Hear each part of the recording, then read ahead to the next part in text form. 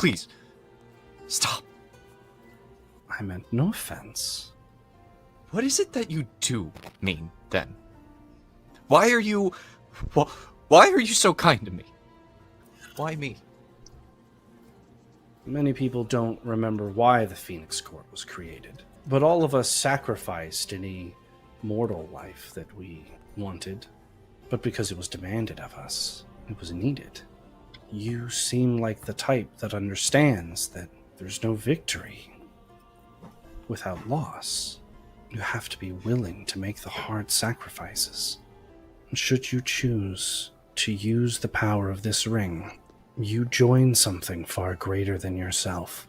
You ascend to something far greater than yourself. Standing in front of you is none other than Brelix. Fishy, falls for lure. This time, I take scales. And he charges. I feel like she would try to see how close she can make it to the neutral zone. You're ahead of Brelix. As you glance back, you can see he's like reaching into his like pack for something. As you turn back, you're staring at Brelix. The entity in front of you isn't Brelix. What you see is this horrific creature, nearly identical. It starts running at you. It leaps with its hand in the air. You start to try to dodge, but as you're looking at this creature, you're like, it's not aiming for me. And you slip under it as you hear it collide with Brelix behind you. As the two of them continue to fight, they tumble into the rails off the side. And you hear, "Spoosh." I just wanted to say that, I've got your back. I think our team, your team, are going to have to keep an eye out for each other. I appreciate that because trust isn't easy to come by here. Where'd you get that from? You remember that bow and that lady? The lady that I had to kill on the boat? That ring is even worse. Just know, if you put that on, it will not be Healeth anymore. As he speaks of destroying the ring, you hear, "Don't do it. What does he know? This is your ascension. Healeth, you have a choice. Victory comes at a cost. This is that cost. And wear the ring, or temper the metal within. This isn't the way." Healeth, you don't know what you'll become. He lets the ring go. Temper the metal within, this isn't the way. Healeth looks at it for a second, breathes kind of deeply, and then reaches down and picks it up. I don't know what this thing is, but I have to believe it's safer with me than being discovered by anyone else. If you have that ring and you put it on, you are gone and you are his forever, for eternity, and you become something else. And you want me to let you keep it? Just like I had to trust you, I need you to trust me now. For there to be victory, we have to be willing to make sacrifices. And if my sacrifice is that I have to hurt someone, then I can bear that. Archangel kind of readies himself, looks at Thala, and then is staring at Akama. Healeth, put the ring on the table. Archangel steps in between Healeth and Akama, and is now like eye to eye with you, Akama. If there's anyone you should be stepping to, it's the guy that's holding the extremely dangerous magical artifact that won't put it down. I have made a lot of decisions in my life, but they've always been easy because it's just been to help those in need. I haven't had to make a decision that I would call hard. I'm used to looking to others for that. Akama, I'm sorry. Inside the room that was Archangel's, it has been cleared out and is empty. For the challenge of seraphic fire, we will be placed into demi-planes. You will need to know how to navigate these planes, as the teams will be split up into groups, each group having to deal with their own challenges that their demi-plane presents. If you can find a key to one of the more pleasant realms, that is the realm you will be assigned to. If you don't find a key, you will be randomly assigned. And I think in your group's case, you will end up in the realm of Ventumbra. And that is a crushing dark that you will not return from.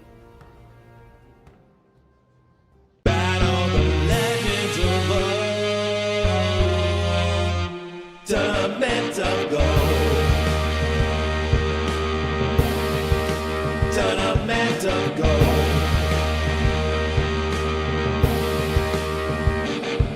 From Steel Star to the Twilight Veil, Golden City to Orvatheas, we fight the fear, the fist, the foe in the tournament of. Don't fight when can't give up. The time is near. The fight is here. It's just one wish. You have to win the tournament of gold. Tournament of gold. Tournament of gold.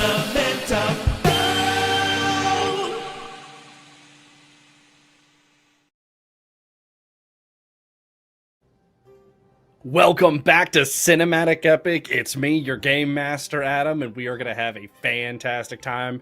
You know, it's been a little bit, but we are ready to bring you a story all new, all ready to go.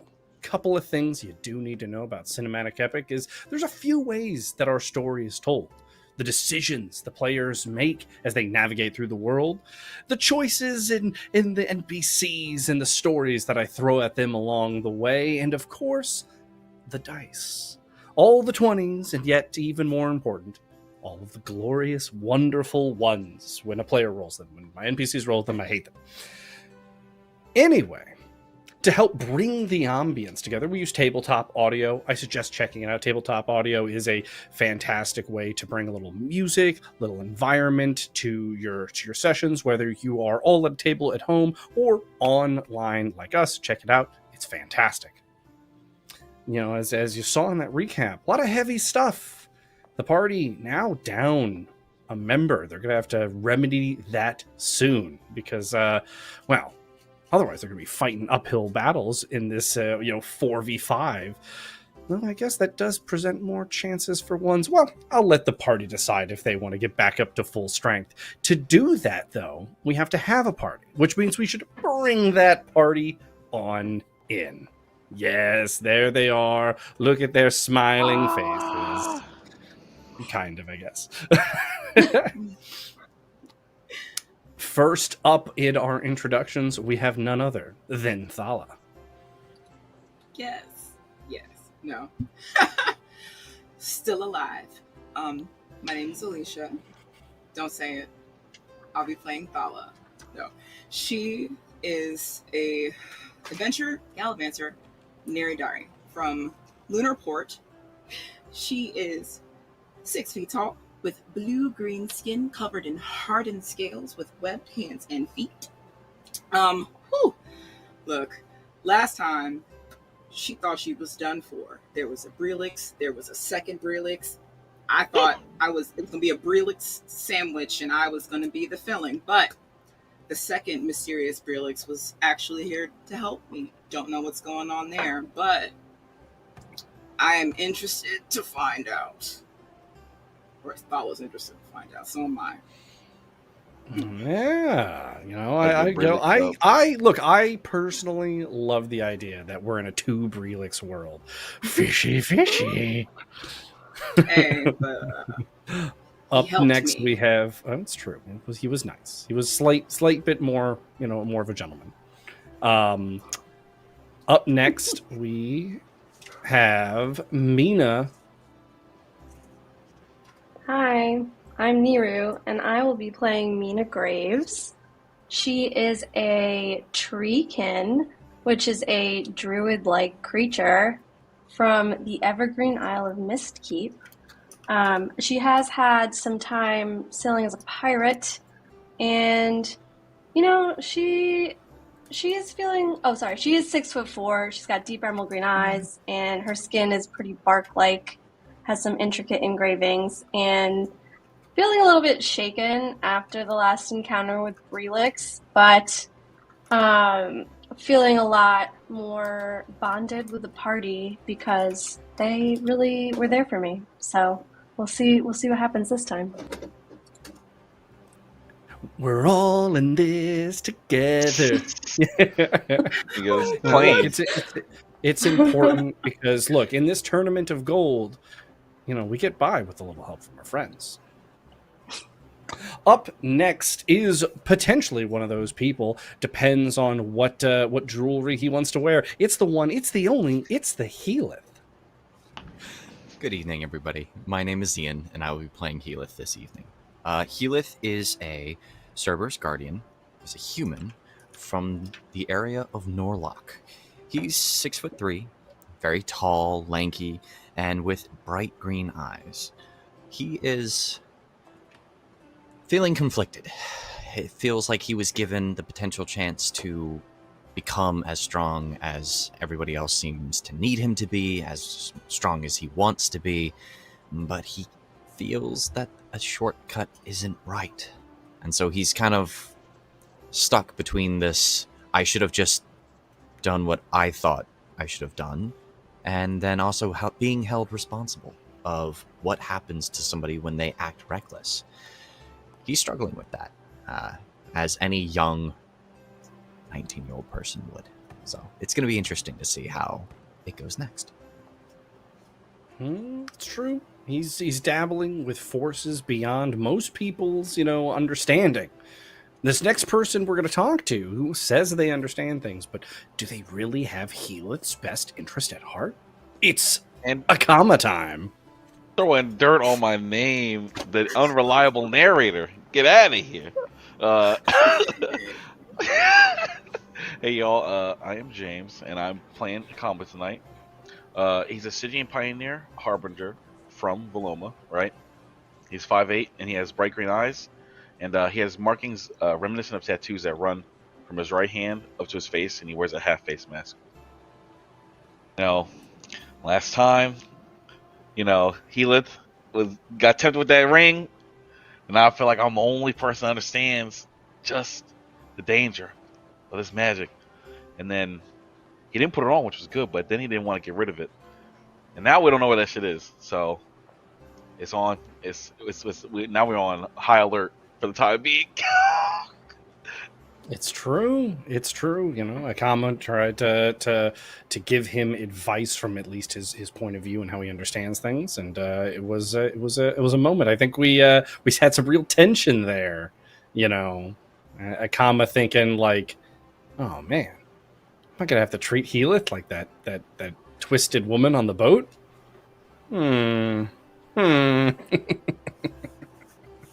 Before we get too far into this, let's go ahead and check our perishables, our gold, our tokens, and let's see how we're sitting. Oh, we've got a handful of gold, a healthy amount, some might say, and some tokens. And I feel like we're starting to accumulate too many tokens. Maybe I need to ramp things up a little bit. We'll find out. We'll find out. We're gonna have some fun. Don't do that. Shit. All right. Without further ado, let's get into this week's episode of Cinematic Epic.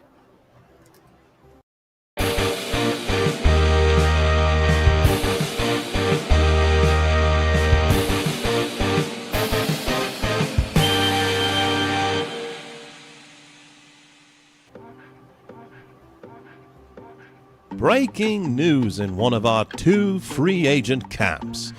After a crushing defeat at the hands of the Golden City Captain Veln, free agent Team B has suffered an even greater loss. The loss of a teammate. Yes, it appears that after that nefarious Neradari on their team was embarrassed in front of the gods and the realm, free agent Team B quickly and sadly descended into infighting, finger-pointing, and overall spiraling. I've received reports that the tension Veln's victory created was so great that their young, masked, and mysterious teammate, known only by the name Archangel, retired from the team out of shame. But fortunately for them, the rules of the tournament dictate that any free agent team that contains less than 5 competitors may choose to audition and recruit a new one. The only question on everyone's mind now is who, in their right mind, would choose to join such a disgraced team. I guess we'll find out which brave or likely desperate soul will step up.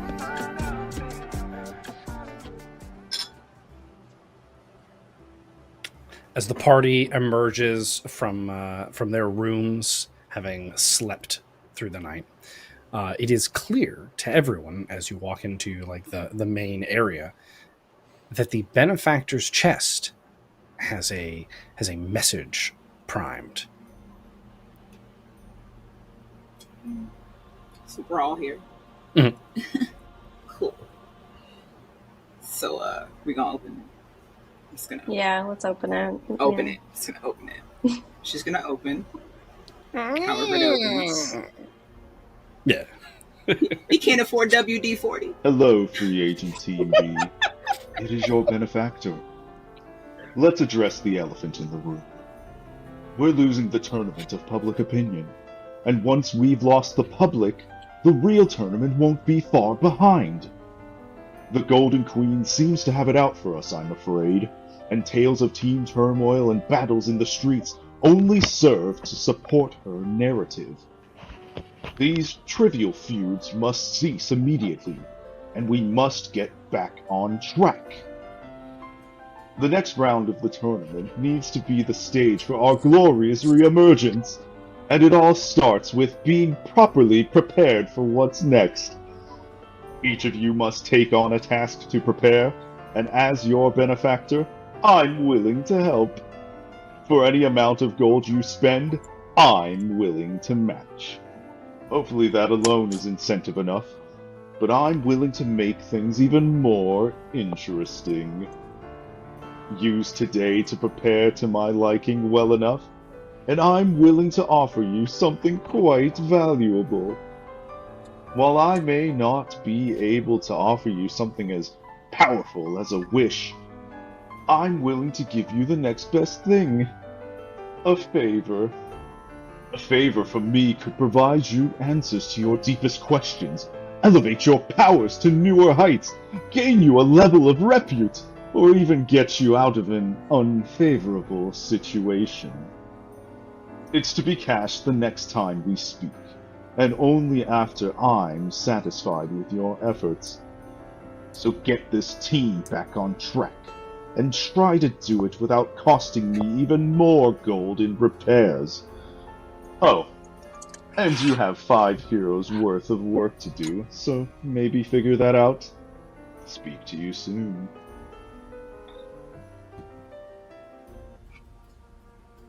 And with that, the party knows that there are 5 primary tasks that need to be handled as you prepare for the next stage in the Golden Tournament. One of you must head to the vendors to find items, goods needed to survive the next round. One of you must go to the training yards, where you can seek out personal training, but also find other ways to enhance you and your party members. One must go and find a key, the realm keys that will be used to navigate through all of the upcoming event. And of course, a new teammate is required, and information is needed on the other teams. So these 5 tasks need to be dealt with: vendor, training, key, recruit, and insight. So each one of you has to be assigned to one. What are we thinking? I'll go to the vendors. Perfect. Vendors. Ugh. Do we know where we're getting? Well, I don't know if we know we're getting at the vendors, but I was gonna say, Yeah. even though I would have done good at the vendors, I don't know if Orvatheas likes Stala at vendors. So They had your whole face. I'm sure up the with I don't a damn the thing the on word it. may have gotten around. Peter may have spread the word. So the next best thing for me Barthala, I feel is probably insight. Because my insight isn't super high, but if I'm just trying to like listen, my stealth isn't too bad, and if I get caught, my persuasion is pretty good. I'm supposed to be here. Perfect. So just to clarify, Thala, you're talking about insight on the other teams, correct? Mm-hmm. Perfect.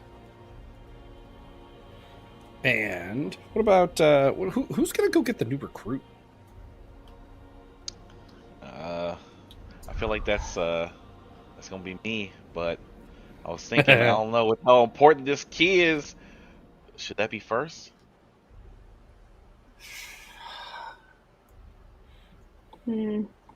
Well, if I don't know how difficult it's going to be, and maybe having 5 people might be easy. Would be if we have 5, because you're going to be pretty easy person.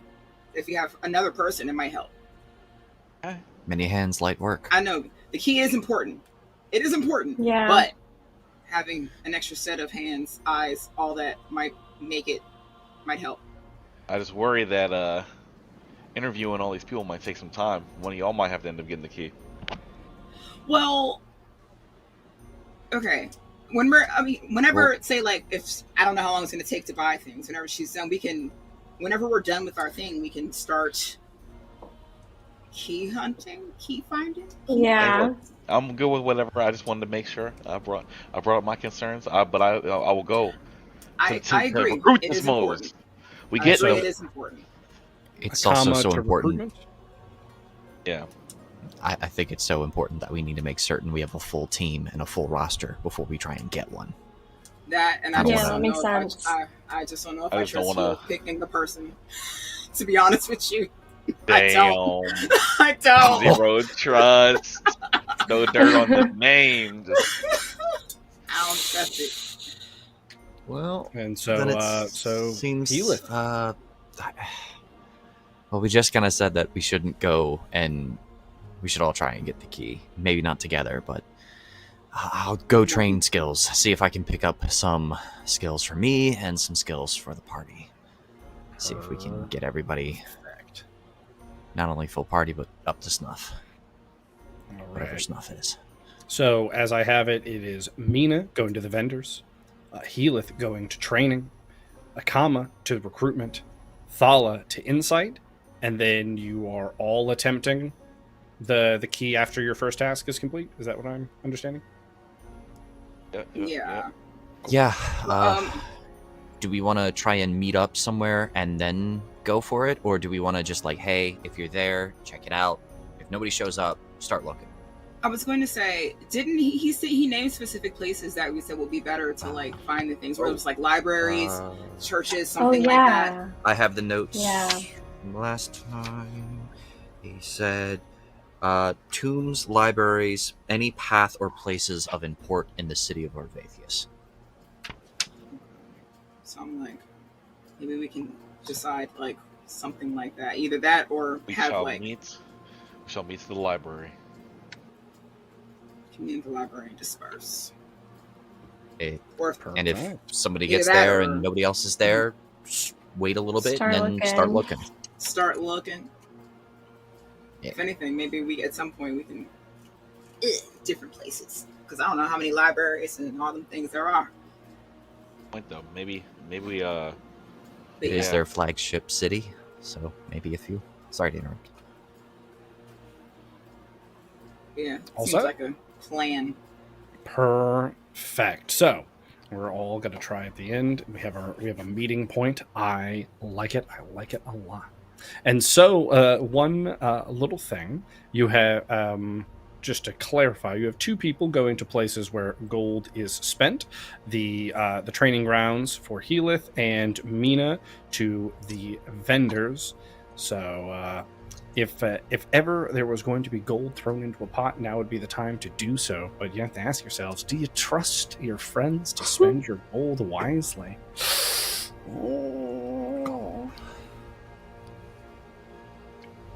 I mean, I give half my gold to each of them.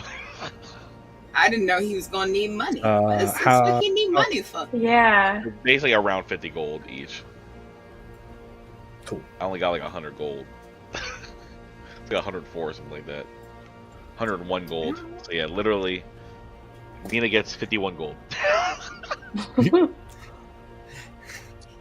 Yeah, I'm over Perfect. here like, what's he need money for?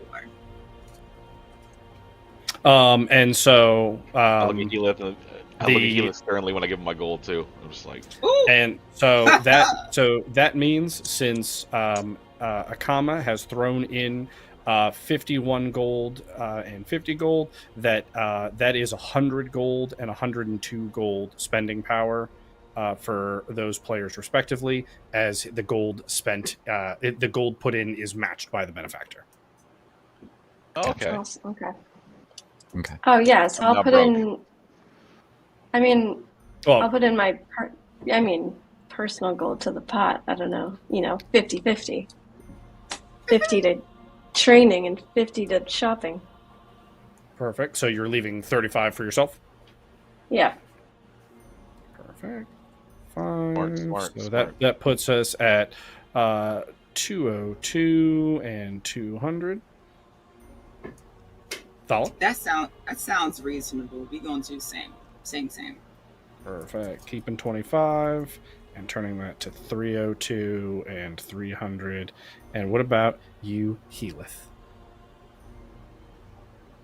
Heath will do 120 and split that, so that will be 60 to 60. Perfect. So 420, 422 and 400 or 420. Perfect. Hit. Perfect. And then just as a little reminder for both Heath and Mina, I have this set aside for just my own calculations because it won't be represented on a sheet potentially, but also the gold that you are keeping for yourselves, 25 and 35 respectively. If you decide to throw that in, just give me a reminder so that gets appropriately accounted for. Matched. Gotcha. So right now we're going to be at, let's see here. Thala is going to be down to 25. Mina is down to 35. Heath is down to 25. And Akama is down to 0. Got no money. You don't ever buy. I'm like, you spend money, but you don't. Yeah, I tried to last time, but then I lied my way to victory. Just give me 1 second to catch my side up real quick. And Thanks, then Heath. we are off. Hey, gotta try to get the most out of that Phoenix. Oh. That's also why you can't go. 2 reasons: you would get swindled, and they probably were. This is the guy. He's not actually with them, so we don't actually have to be afraid of him. Mm-hmm. Yeah. And so the party, after eating a hearty breakfast, and it's the most important meal of the day, you all split up as you head to your respective tasks to get them done. And we are going to start with recruitment. So we are starting with Akama. Okay. Akama, first off, as you move through the city, you can just tell that there's it's excitement, there's nerves, there's a lot of emotional energy in the air as people people are making signs that are we're closed the day of the event, and you almost, as you're looking at it, you're like, I'm surprised they don't just assume everything's closed the day of the event. It's just every shop, every location, as you're kind of walking through these city streets. And on that note, as you walk through these city streets, we're actually going to step into a sidebar. The sidebar.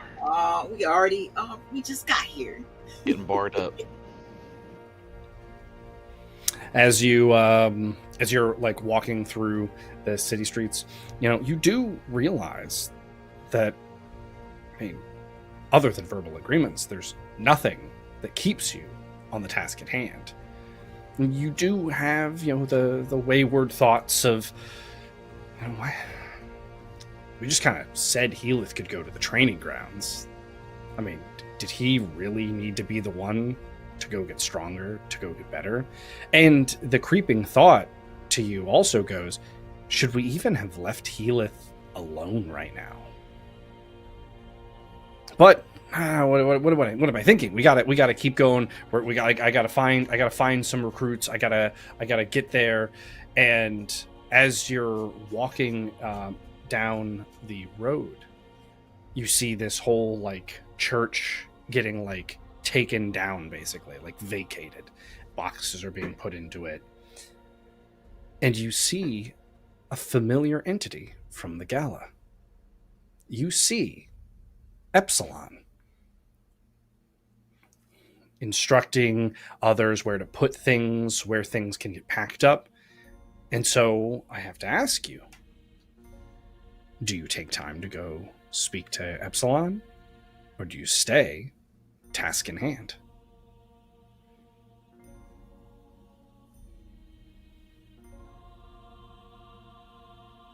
Damn, what a tempting conversation, but I think I'm gonna stay on the task at hand. It's like the temptation's there, but That's if fair. the man from if the circle man was to be believed, I need to find a new path. I'm going to continue towards your destination. Perfect. And on that note, we can return to the party. Well, to the solo.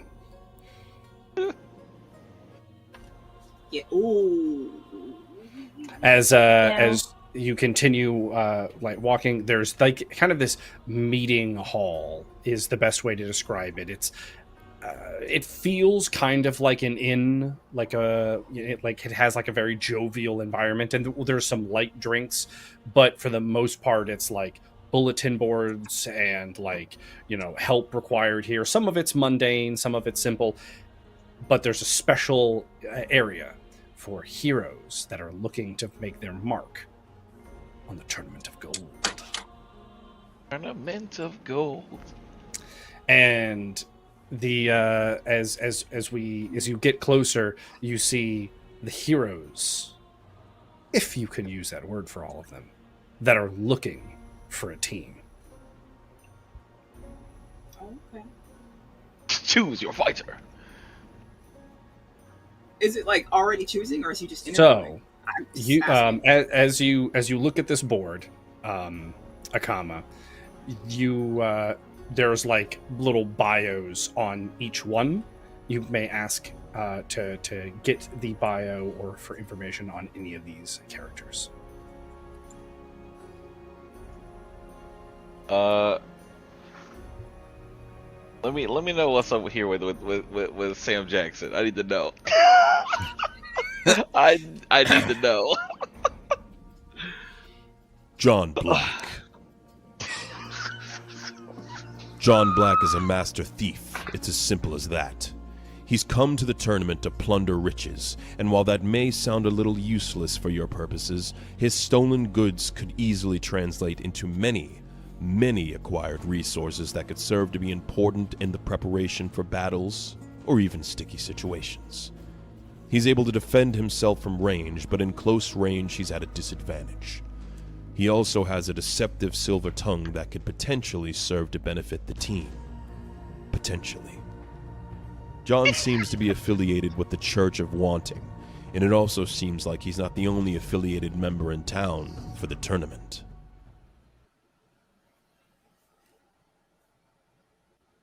This man came in sounding like the Mortal Kombat announcer. Bro, I love when he was. It sounded like he was like allegedly. Okay, well. Wow. Oh, I can't. Would you like to hear about? Would you like to hear about any of the other heroes? Oh yes, please. I am enthralled at this point. Ugh. Yeah, I'm going clockwise at this point from John Black. Oh. Clockwise from John Black.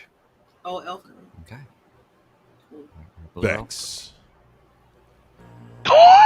Oh my god! Bex is a gray elf assassin who's hoping to join the Golden Tournament in an effort to resurrect her brother. Originally a slave to Nulhix, its destruction was both her liberation and the moment of her greatest anguish, as her brother was among the many casualties of the Amethyst Queen's siege. Now a mute, she expresses herself through her facial expressions and her brutal efficiency as an assassin.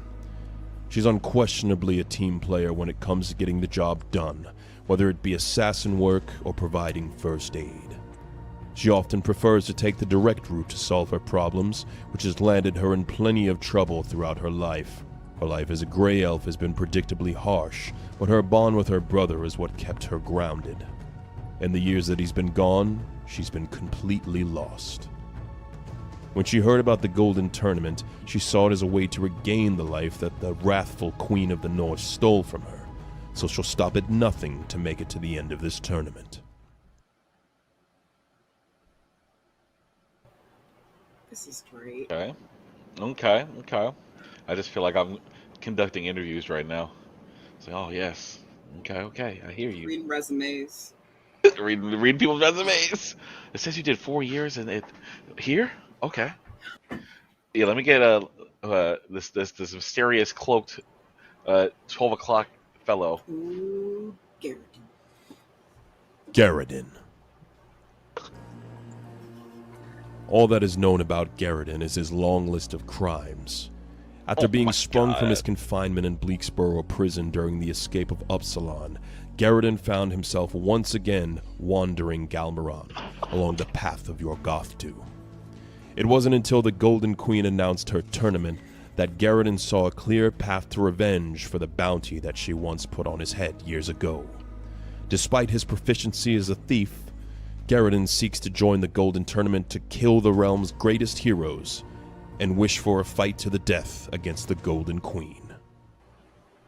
This man is crazy. I feel like that after that interview, that's where you take that resume and you throw that joint in the trash. You're just like, we'll call you. You ghost him. We're not gonna call you. Oh I my told you. god. Oh There was no. a reason he was in prison. Oh nah. Okay, well. I shake that interview off and I'm on to the next one. Ooh. These are fantastic. I get the next clockwise. Who is he? Yeah, who is this mysterious man? Genji. Considered a traitor in his hometown of Ginjukai for criminal acts of treason against the Empire, Genji is currently on a team from the very same city. The Emperor of Ginjukai, recognizing Genji's abilities, forced him into representing a city that previously sought to hunt and kill him. Now he's been tasked with securing the wish for the Emperor, and with the promise of a life free of persecution, Genji accepted. He's now competing in the tournament alongside two of the Emperor's most trusted lieutenants who serve as babysitters, as well as a slew of corrupt Emperor goons filling out the rest of the slots. With Genji's help, Ginjukai has a real shot at going far in this tournament. It's too bad Genji isn't planning to keep fighting for the Emperor. In the dark of the night, Genji sneaks away from the watchful eyes of his handlers in an effort to try and join the free agent team that just found themselves a member short. He's happier to fight alongside nobler allies, with the only caveat being that they'd need to slay his Ginjukai teammates in order to safely make the transition. Genji wants the wish in order to remove the Emperor from power and free his city from decades of oppression. Ooh. Okay. That's a lot of baggage. You think his wish is the baggage or the fight is the baggage? All of it. Both. Like the only plus is that taking him from that team would help us and hurt them, but then we have to more than hurt them. So there's that. The idea that in this interview process, like what they That's a write lot down of as what their work. wish is just like, depending on what it is like that could be a negative. It's like, noble ass That wish. one doesn't. I don't know, man. I don't know if I can take you. I don't know if I can. This He man's might got a be able noble to ass wish, which beat means me that they're down gonna for fight that to. shit. That's what I'm Exactly. saying. It's gonna be when it gets to the time to be like, hey, Rough. we all competing individually. It's gonna be like, hey, this motherfucker he's gonna be tough. It's gonna be tough. I mean, Oh, this is like Survivor now. Like, that man is carrying that team on his back. You know what I'm saying? Who knows if we bring him to He our sure team? is. He sure He is. said- Then maybe we leave him alone to see how long he can handle that weight. Oh, Okay, shit, he can well- crack. Okay. I gotta do my next interview. I'm just sitting here writing down notes now. Oh my god. Who is? Zavara Scorn. A dark elf of notorious repute, Zavara Scorn is a powerful sorceress that represents the night wraiths, and she isn't afraid to let that be known.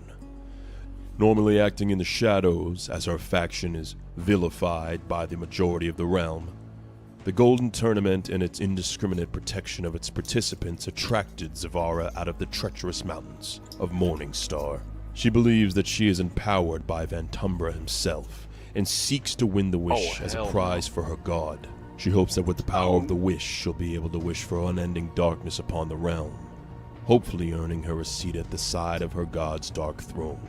She is cold and direct with her speech, and has no filter when it comes to her opinions and feelings. Her arcane strength has made her arrogant and rude to those she deems below her. She's willing to cooperate with a team if it means getting her closer to the wish. You That can only lady pick her if you sounds- plan on using Damn. her to win, and then the only way you can pick her is if you plan on using her to win and killing her in the end. She gonna slit someone's throat at night. That's all I'm That's saying. it. Holy shit. As the next one on your list, you only notice, like, in fact, like when you like up or you're looking at the board, there is like a little like ripped piece that you're like this is for Archangel. His poster has been like taken down, but the like you could tell that he had made a post. Hmm. See, he can't even decide whether or not he want to stay. No.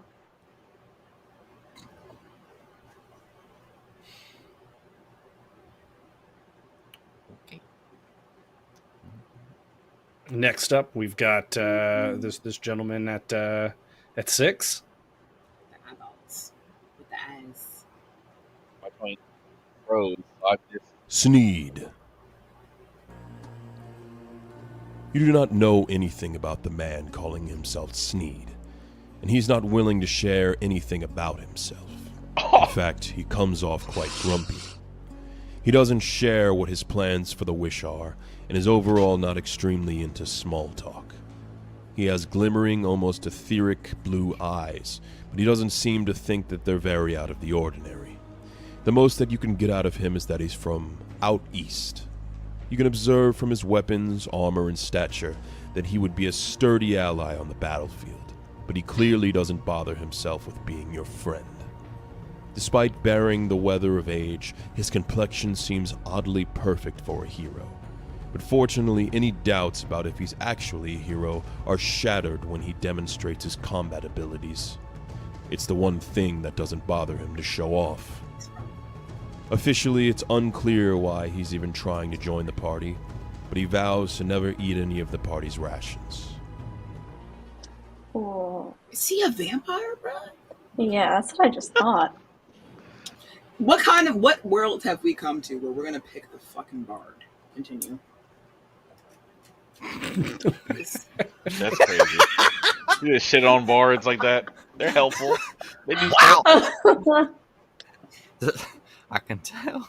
Just sit over there and play your lute. Shut up. No, because you remember him. It's okay. Go ahead. It is Let actually it go. him. Oh, it is. I have a feeling. Oh, 100% it is. Go ahead. Let All it. right, and let's see this last one. Huh. Let it rip. Let's. Let To it rip. call. Yep, to call.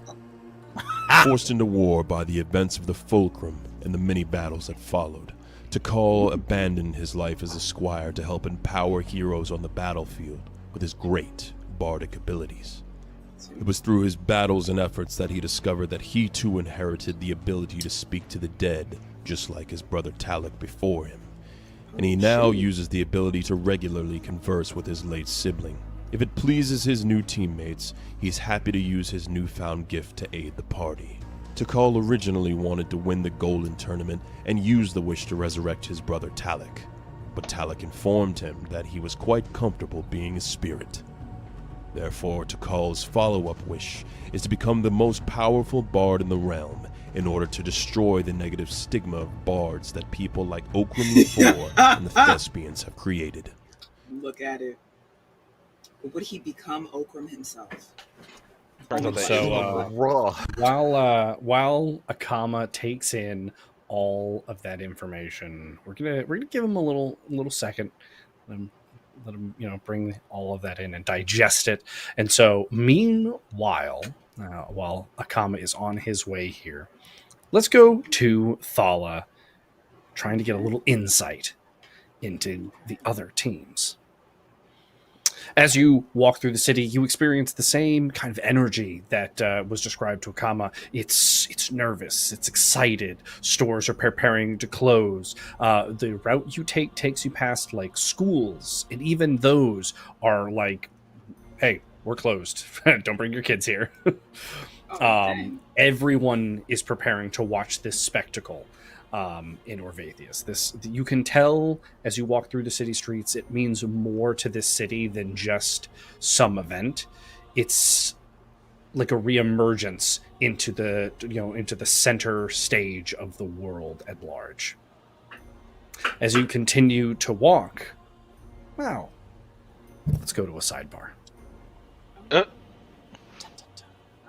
Yeah.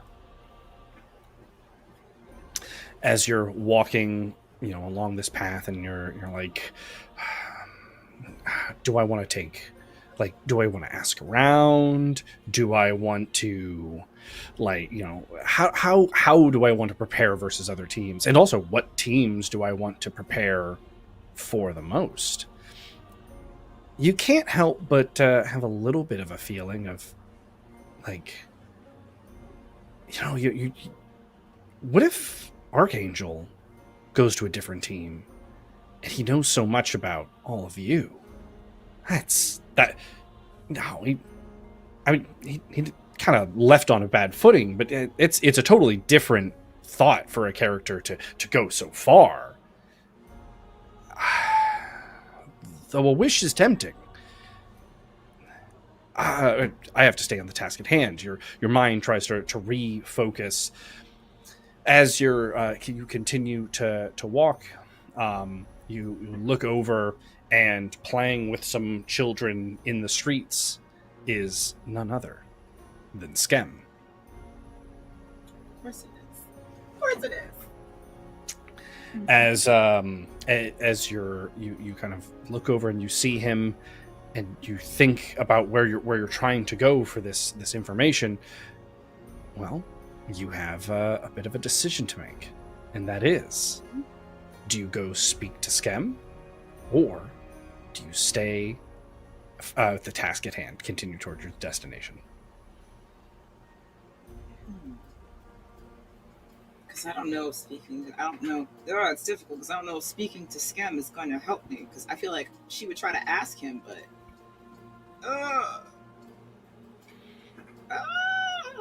as you kind of are waffling in this decision, your pace kind of slows a little bit. He sets a child down and happens to look up and sees you and waves and kind of gestures for you to come over. gosh. Do you continue with your task, or do you speak with Skem? See if he's waving me over, and then it feels rude if I just walk away like nothing happened. Damn it. Shit.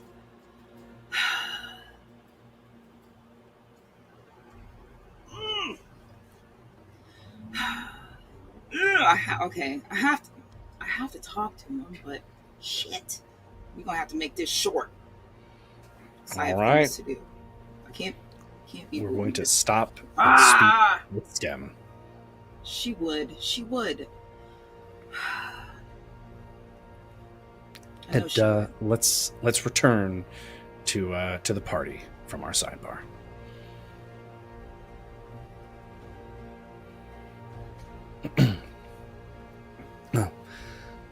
Oh, good. You looked a little lost. Are you okay? Yeah, I'm okay. I'm not lost. I'm just trying to make a decision, and I'm not entirely sure which is the right one to go with. That is why I prefer to have a captain. And he picks up a child and just hands you the child as he picks up another one and starts walking into like this. You're like, and you kind of like half step follow him, and you're like, he's clearly doing something at one of like the schools as other kids are like following you in a group now. But that is why I prefer not to be in charge. I like But doing see- things like this, making a difference. And that is one of the things I love about you. But since I am the captain, I gotta put the child down. I have to make the decision, and I have to do what I have to do today. Uh-huh. What is the decision you have to make? I'm trying to determine which team, I suppose, would be the best to kind of get more information about. Figure out who would be. Yeah, I need to figure out more about these teams because I don't know a whole lot about any of them besides you guys. Mm-hmm. Well, I mean, is there a team you are worried about?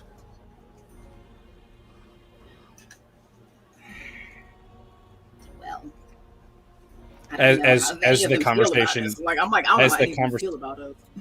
as the conversation is continuing, you're walking further and further into this school, and like you're like in a little I'm in the school. yes. The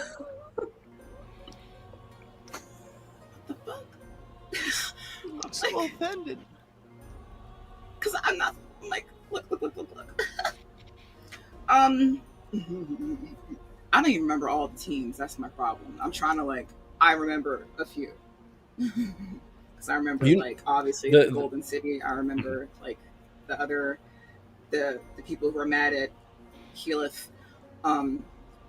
Just Titansteel the Paladin. Phoenix Court. Yeah, there you go, Titansteel Paladin. I don't remember all of them, so I'm trying to remember. Yeah.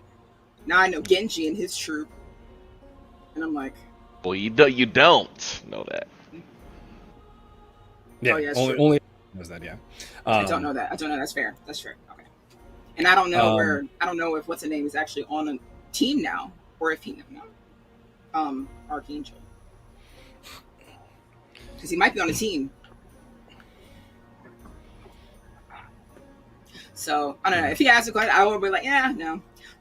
I would say probably mostly the Golden City, and I guess trying to see if our former teammate joined another team. Because Oh yes, I did hear about this. He left, yeah. he did. Do you happen to know if he joined another team?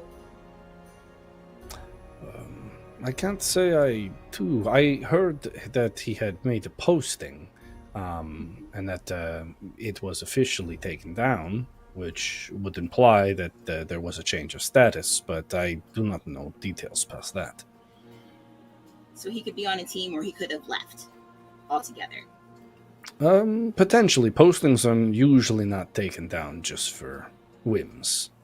There's a fine involved, and it's pretty hefty here, from what I hear. Oh, okay.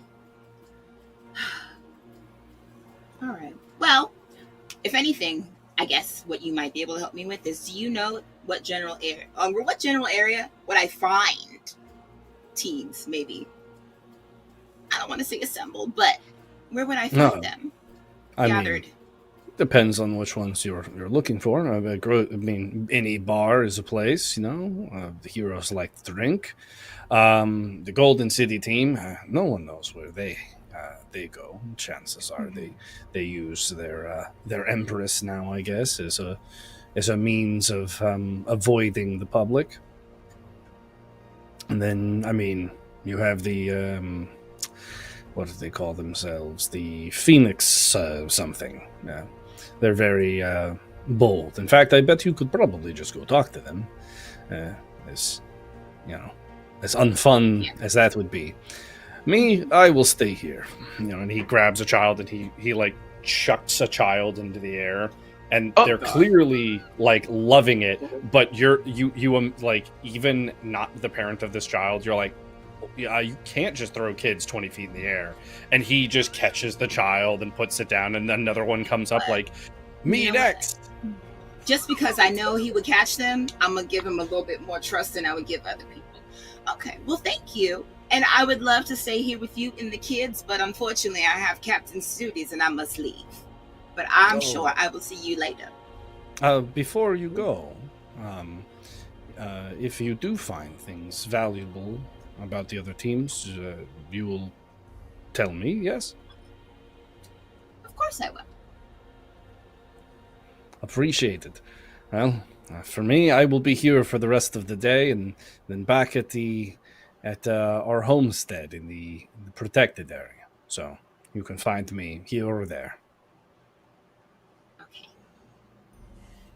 All right. I have to leave. I gotta back out because I'm gonna be trapped. I have things to do. I've already wasted enough time. As you're walking away, you do feel like a pull on your like pants leg. Okay, so I didn't know she wore pants, but we're gonna look.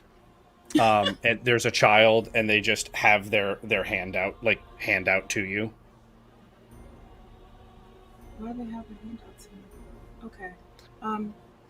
This is gonna sound really weird, but I know that I have now with me a collection of scales. This little nigga will get a scale, and we're walking away.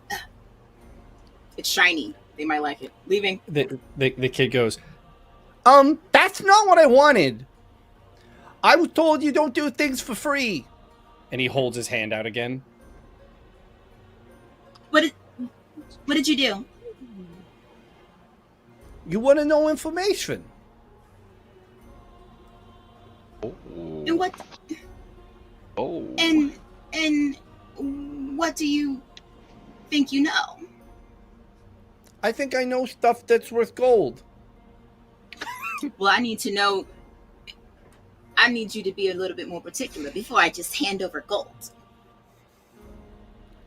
I know how to get a key, and I know where the Golden City team goes. Okay. One of those things sounds very particular, but when you say key, what kind of key? Because there's lots of keys. What kind of key do you mean?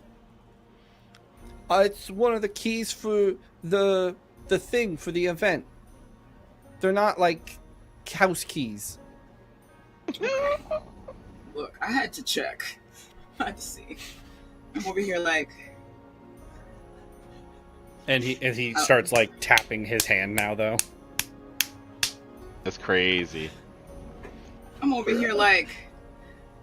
He's a child. I don't know how much he even thinks things are worth, but I can put a gold and see how far this goes. He looks at a gold in his hand and he goes, I'll put "That's two cute. because It said looks two lonely." things. So I don't know. It looks lonely. I was about to say. He said he had two pieces of information. So I was gonna say I'll put another. We're gonna see how far this goes. 5 per. 5 per what? I have 2 things to say. 5 per. Straight up. Gwendolyn. I was like, He's gonna have can a I fortune. barter with a child? Can I Of course barter you with a can. child? Yeah. How much does it cost to eat a day?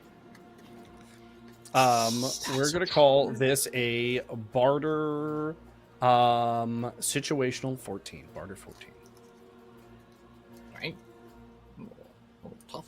Fuck me. Oh Fuck my god. no. My god. You know what? You're right. 6 each. Oh my god. Oh my Oh god. shit.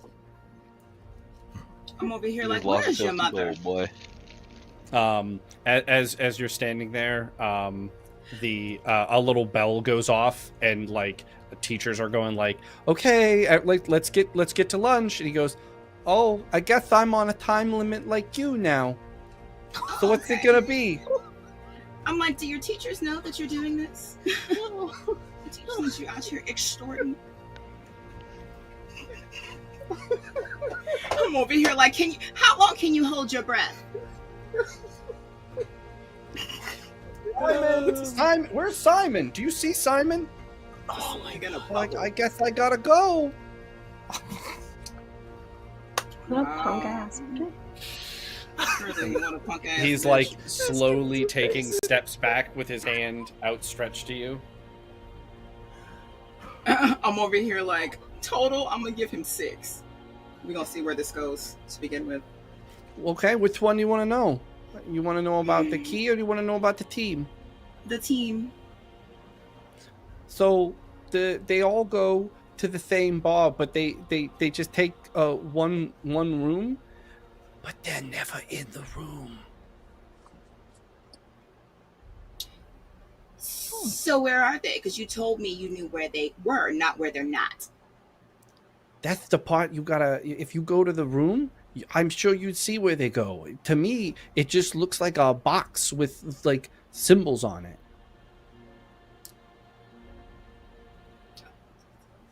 The box he describes is vaguely reminiscent of the benefactor's box that. I have a feeling it's something like that. Okay. Okay. And he like reaches up, like as you're kind of like bent over to listen to him a little bit, he like reaches up and grabs your shoulder and like he pulls, not strong enough to like actually move you, but like to So try to like and he whispers in your ear, If you go and speak to John Black at the Amber's Coast Diner, tell him Simon sent you. I get a commission that way. I gotta go. and he like Hold on. waddles If off. I'm over here like, if you get commission, that should cover my other 6. Look, you gotta get better at bothering. And he trots off to his class. What? Clearly, it's not working out for me in Orvatheas. I've done it everywhere else but here. That's the shit. Everywhere else but here. That kid was a riot. I love that.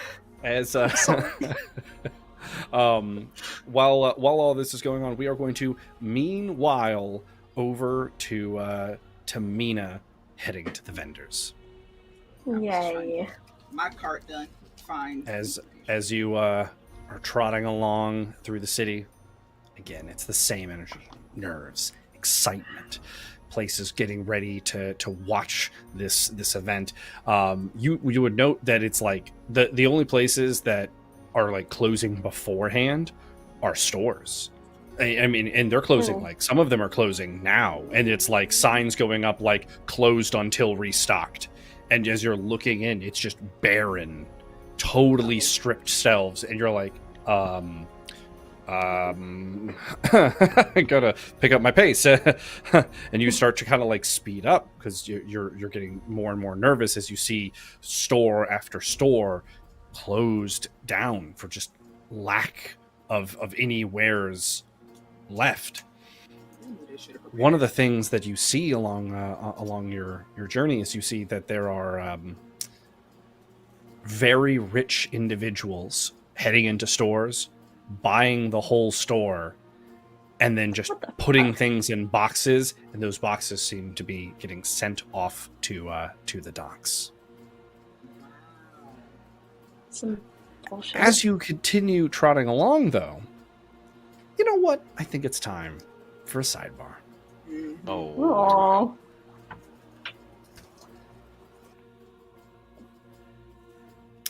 As you're trotting along, they weren't safe in the neutral zone, so this time the only answer was to bring the Andrews with you.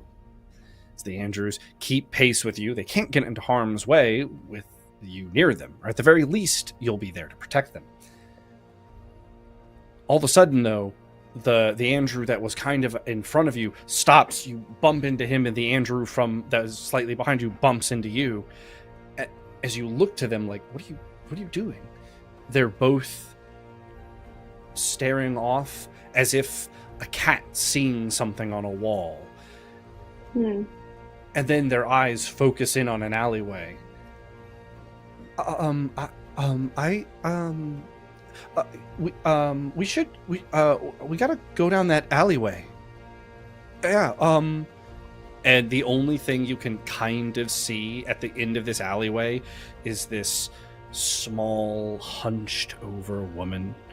She kind of cradles her hands, and she's just staring out of the alleyway at you.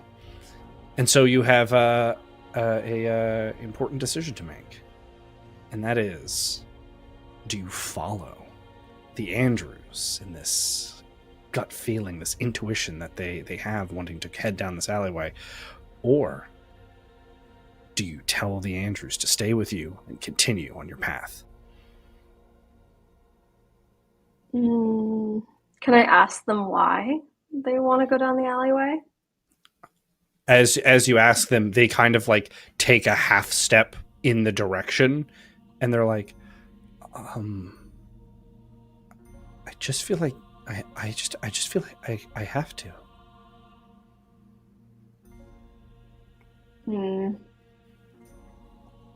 There's no guarantee that they will come with me if I ask them to. Is that a fair assumption? I mean, within a realm of reason, yeah. I mean, you could easily make the two of them. They are both smaller than you and not heroes. Yeah.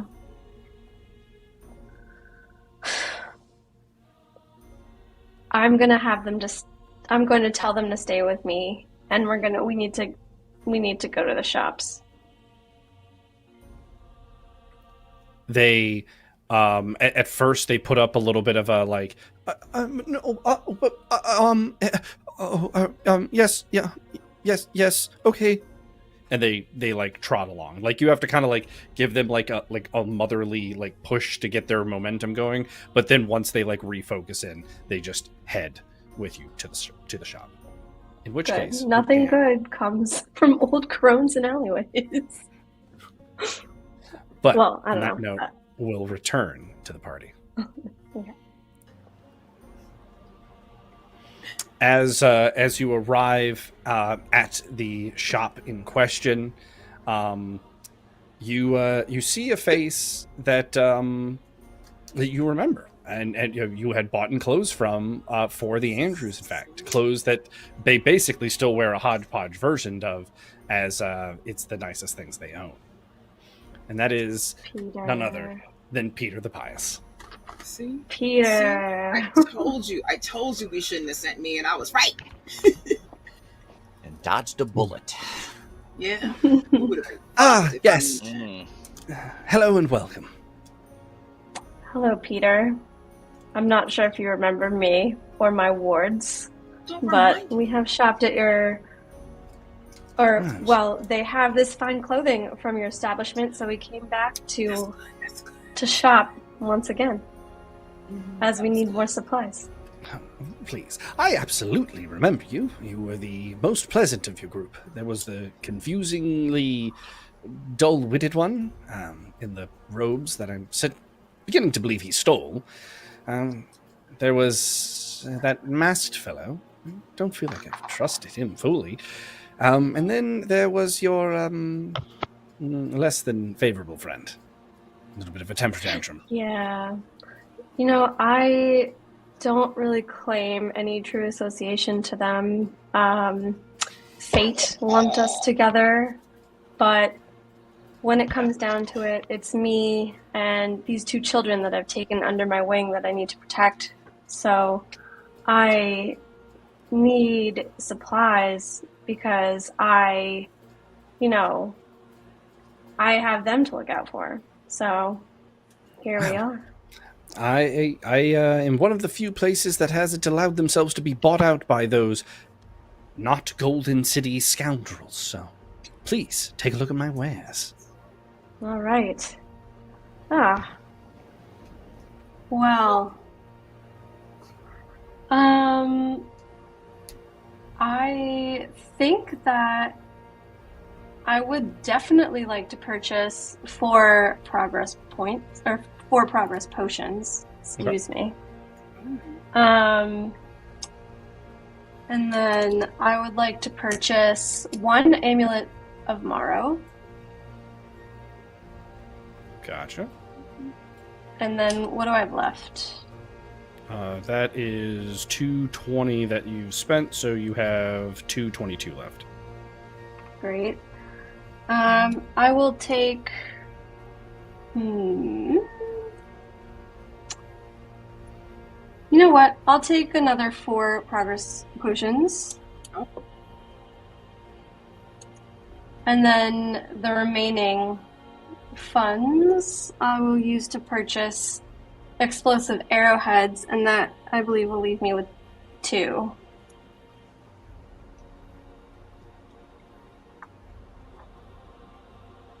I have you. Let's see. Explosive arrowheads 5.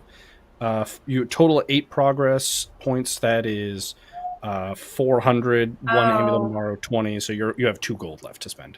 Oh, okay. Never mind then. Then we're good there. Perfect. Bada bing. So 8. 1.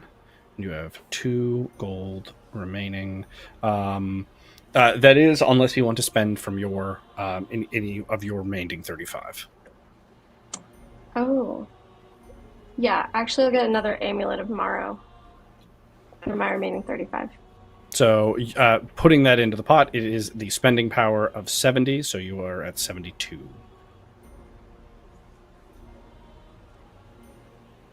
Can I just put the 20 into the pot and just get the amulet? Cool. So you are going to go down to 25 then from 35 because you put 10 into the pot, it doubles, and then you have 4. Yeah. Perfect. Perfect. That's perfect. Perfect. All right.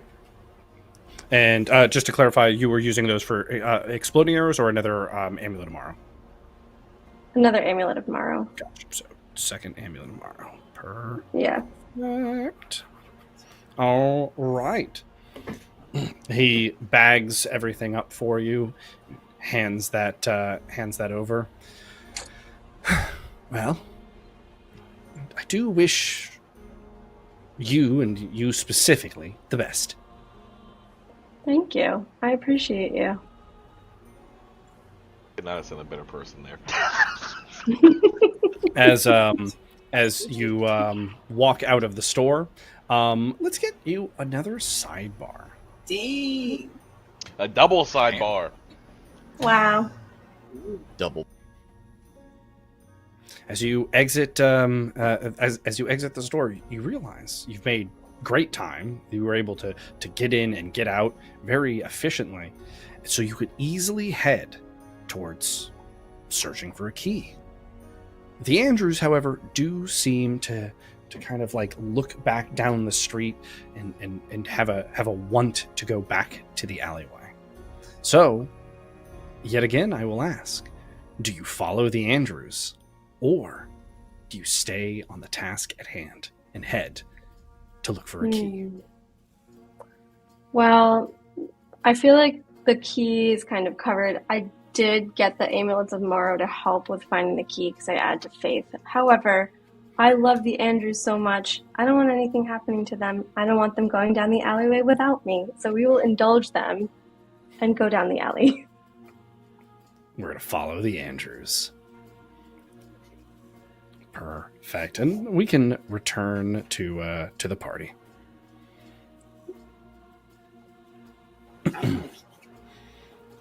And so as you come out of the store, to your left you have kind of back towards like the main the main like ways. You could easily get back into like the hero's village from there, but instead you stroll back down the road you came towards the alley.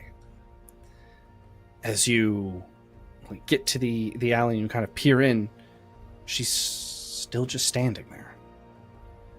And she opens her hands and invites you to step in.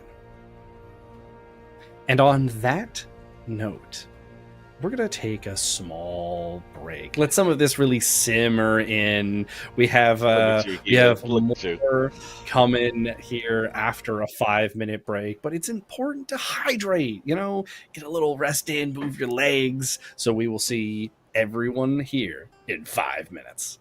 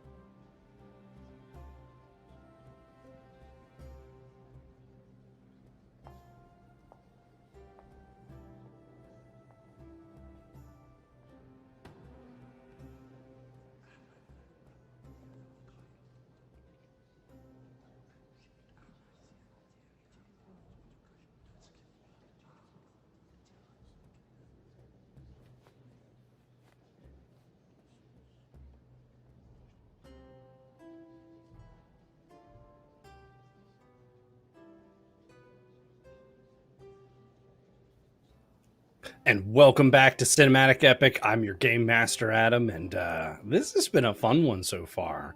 Lots of, tasks and choices. I always love watching the players start to, pull at their collars and wondering if they're picking the right paths and doing the right things, all while secrets are being made. It's a whole lot of fun. I also really like shout out to our director real quick for those character videos. Those are really fun. I like those a lot. But without further gonna punch things.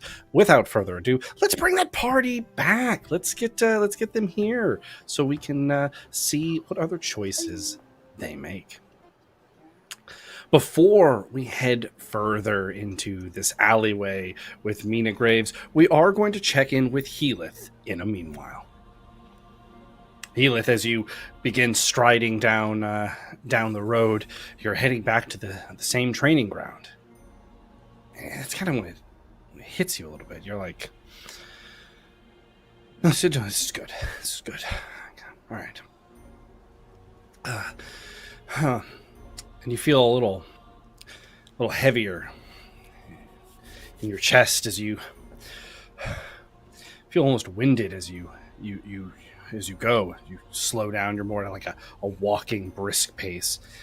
You see stores closing. This nervous anticipation that's festering. Festering. Why is that the word that came to mind? It's that's not negative. No, it's good. Yeah. As you kind of like snap back to it and try to pick up your pace a little bit more. And it is on that note in which our sidebar shall begin. No. Okay. Not like this. I knew it. As you continue down the road and you make it into the training grounds, it's empty. There's no one here. And you walk more, you take steps, and you don't really feel like you're walking through the environment. It almost feels like you step and the environment lurches forward and lurches forward. And then you're standing in the middle of the training grounds again. And you blink, you wipe your eyes, and you hear a loud yell, like "Ah!" As you turn around to see what it is. Your weapon is through Akama. His blood runs down your weapon onto your hand. And you fling him aside like a toy. Roots lash out at your ankles again. This time, just with the flex of your will, the roots bar and break and shatter, splintering. And you spit as you look back towards this would-be treant caster. And with a flick of your hand, she's set ablaze. Ashes. You turn to this would-be captain. Her confidence is robbed from her in the onslaught of your ability. But you enjoy it, do you? It feels bittersweet, to say the least. Can't help but marvel in how easily you're able to dispose of these heroes, these teammates. Friends feels a step too far. At least right now it does. It's at this moment you realize she is sending every attack that she can, and without even thinking, you parry these attacks. Left, right, until she's exhausted, and she stumbles backwards and falls to like her knees and then onto her back, and she's looking up at you, and she's like, I never, and you hear her eat her words. You hear her all the mocking tones, the you just need to listens, the you're too foolish, you're too young. And then you simply drag your blade through her throat, and the words stop. You look over your shoulder, and behind you, you see the corpses of the Golden City team.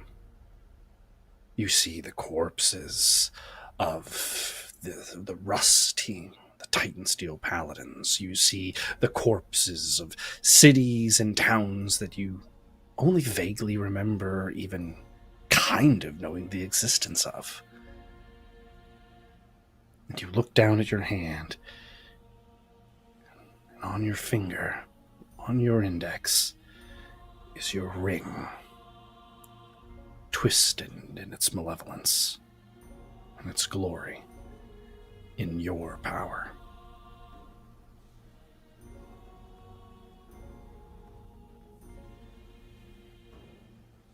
It would be that simple. It would be that easy. You just would have to embrace.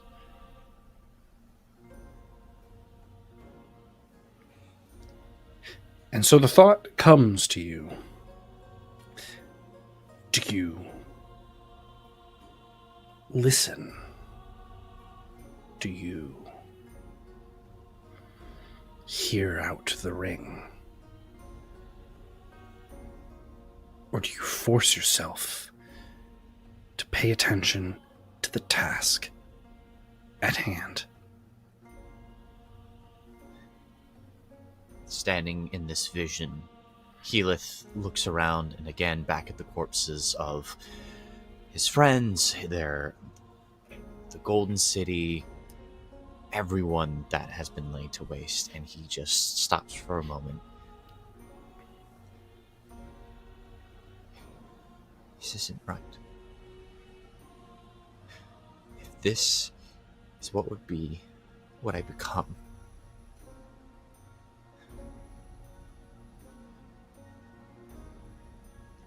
I don't think I would be remembered or recognized by anybody that wanted me to walk down this path to begin with. And a hard hand of my own just comes, and I try to take the ring off. Even in this vision, I do not listen to it. I continue on towards my destination.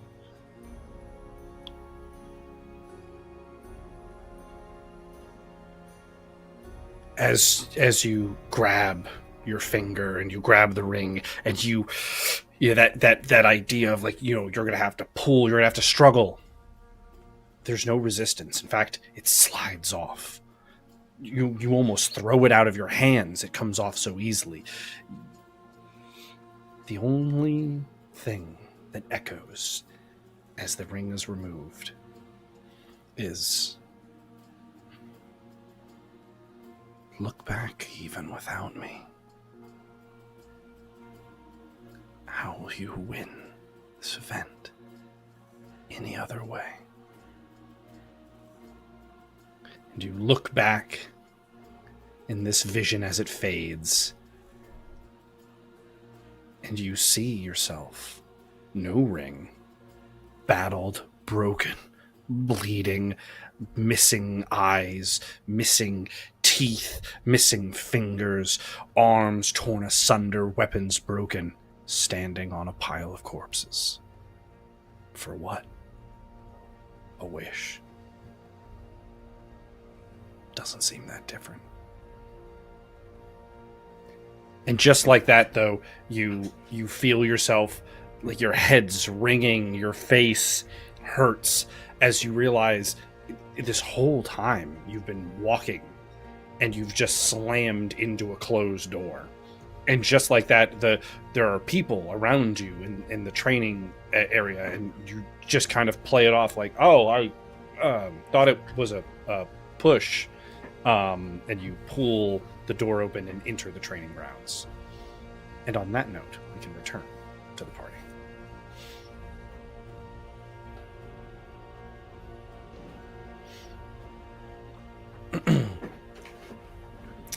As you enter the training grounds, a sommelier of sorts comes up to you, and you almost are kind of like, what? As they just start prattling off, like, if you're looking for training, you're going to go here to here, this or that, this person, this, this type of match. Oh, pole arms are going to be here, here, and there, and just starts prattling off all of these different weapons, styles, this meet masters, and you're again kind of overwhelmed by what.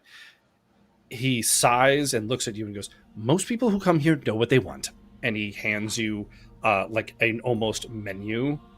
And on that note, we can bring up the storefront.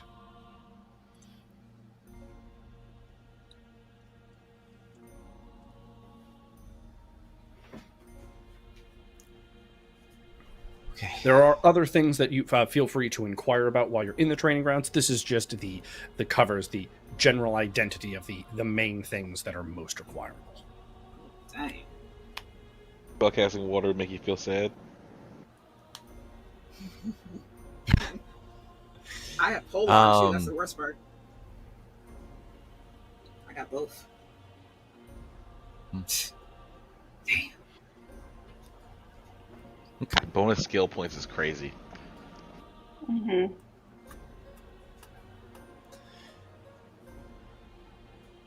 So Healith is definitely gonna purchase the pole mastery training pole arm. Okay.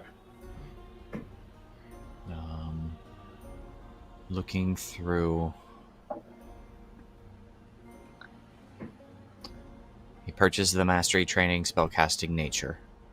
Yeah. So the mastery trainings are trainings for while you are here. There are certain ones like the progress and boost that can be purchased for other people, but the mastery trainings, It's just for me specifically. It's not like a scroll I can buy to hand Correct. off to. Dang. Okay. Quick question of clarification then. The bonus skill points, can they be used to gain level 5 mastery? No, you still required training for that.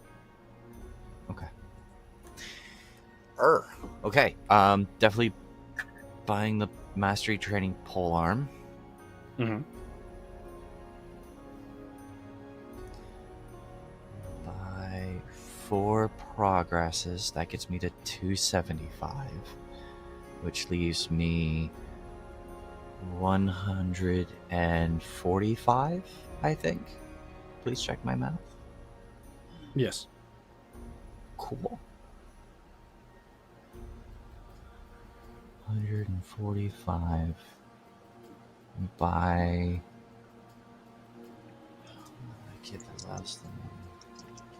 We're gonna taste of rage plus 2. Ooh.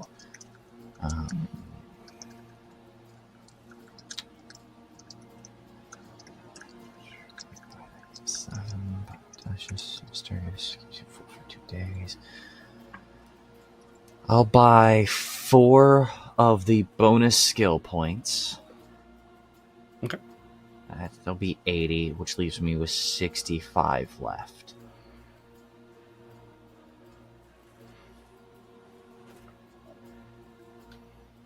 I'll buy 2 boosts, which gets me down to 15. 15? Do I have that math right? Hold. Holding.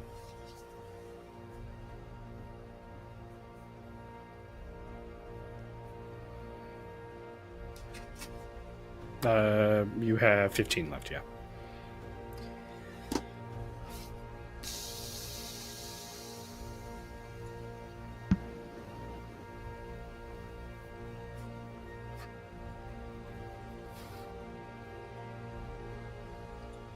And if I put my last remaining 25 in, we have that the gets me spending power of 50 50. buying power. So you have 65. I'll do that to get another 2 of the boost. And that still leaves me 15. So now I have 4 of the boost, 4 of the progress, mastery training polearm. No, wait, I'm sorry. God, I should write this down because I am buying a lot. I apologize. Give me 1 second. So 75 there, and then I got 4 of the bonus skills, which is 80. So 280. Which gets us to...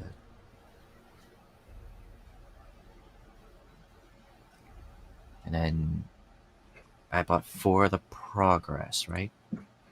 I And that's have 4 100. progress, 4 skill, pole arm for 280 plus 75, and then you had some amount of boost, and then you were going to up it.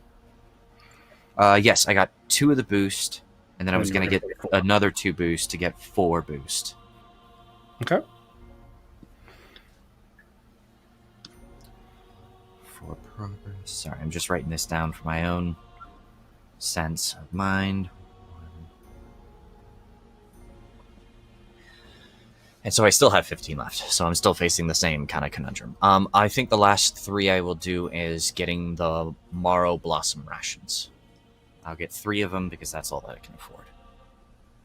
And I honestly do not know if Mina even eats. So questions abound. All right. So with all of that done, it is time to return to Akama. Do you have you deliberated? Have you sat with your thoughts of these potential heroes that could join your cause? Yeah, been thinking it over, looking at these resumes, and I feel like we, with the first round draft pick, we're gonna take I think his name's Sneed. You said? Yes, Sneed. Yeah. As Like from the Warlocks? No, it's a Sneed, sorry. Sneed. The guy that might be a vampire. as he comes up and there's paperwork involved to like have him join the team and be officially on the roster. His signature is very like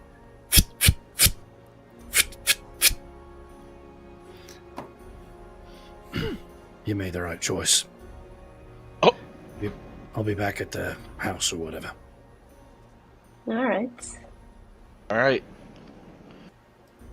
You should have told him, actually, meet us at the library, bro. We've work to do.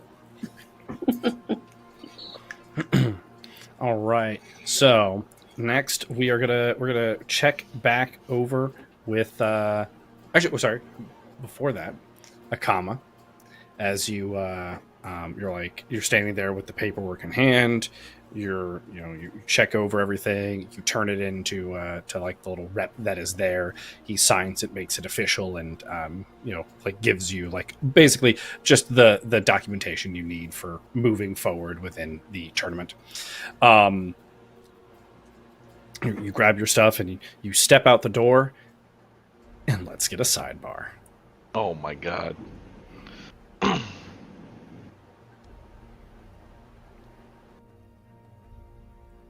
You're feeling Sidebar. good.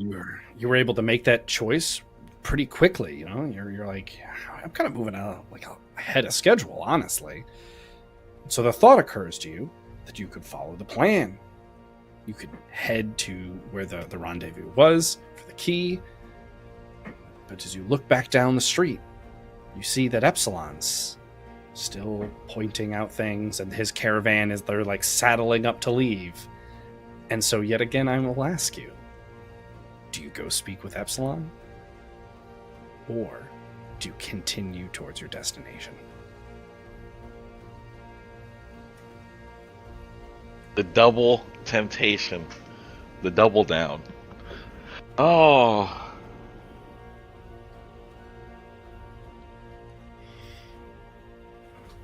Thought I made this choice already. I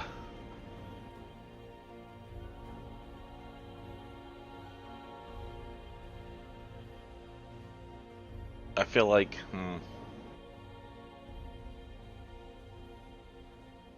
I feel like I need to get our mission done. I'm not trying to go to the bad place. I need to continue on with the mission. Okay. The bad Continue place. towards your destination. I want to go to Novantum. And you saddle forth. And on that note, we can return to the party.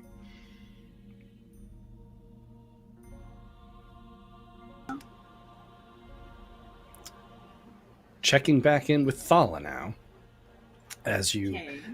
you get out of the school, you are realizing you're like, okay, oh my goodness, as you look over at like one of the clocks that is outside of the school, and you realize that you have wasted quite a bit of your morning, and you're like it's not a waste. The word of a child. It's okay. And you have to decide, do you want to kind of head down to the bar dive-ish district? Do you want to head to the diner that the child spoke of? Or do you have something else in mind for who and what you're trying to find out? I was honestly going to head towards the bars anyway, because I feel like if I was going to try to listen to things, that would probably be the easiest place to go unseen or unnoticed. And just to clarify, the bars are in a different direction than the diner that the kid spoke about. Just to clarify. Well, he didn't say that they were at the diner. No, yeah, that is true. He wasn't talking about the Golden City team with that now. Mm-hmm. No, we're going. I was planning to go in the direction of the bars. Perfect. As you get to that area, there is a really like dive bar-ish kind of looking thing. You can tell it's like, if you had to wager a guess, you would say it is like original Orvathian like architecture, and they refused to like remodel after this place was like leveled. So it's grungy, it's dirty, it like doesn't fit the rest of the environment even in the slightest. There's a very Orvathian looking bar, like it's very like over the top pristine and clean, and then there is a kind of pop-up-ish looking bar. You can tell it's not permanent architecture, but it's here because of the influx of people.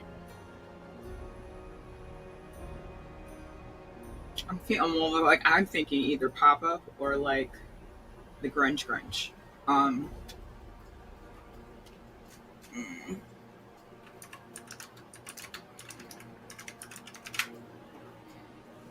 We gonna try. I want to try the first one. All right, the grungy one. Yeah. Perfect.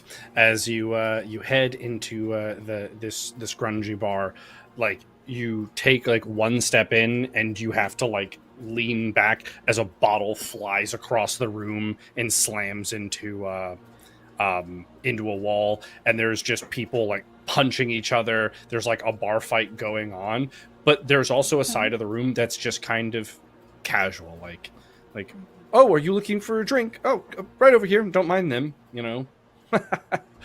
And you're kind of like, huh, Okay. I guess that's the vibe here, you know. As you head over to the bartender like bar area, it's a relatively normal looking night elf, though you can definitely tell that they're a bit like on the less clean side. They don't have that same polished look that the majority of the Orvathians do.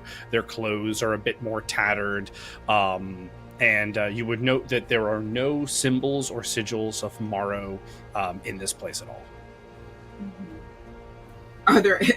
Can I tell if there are any, like, it's gonna sound stupid, like doors?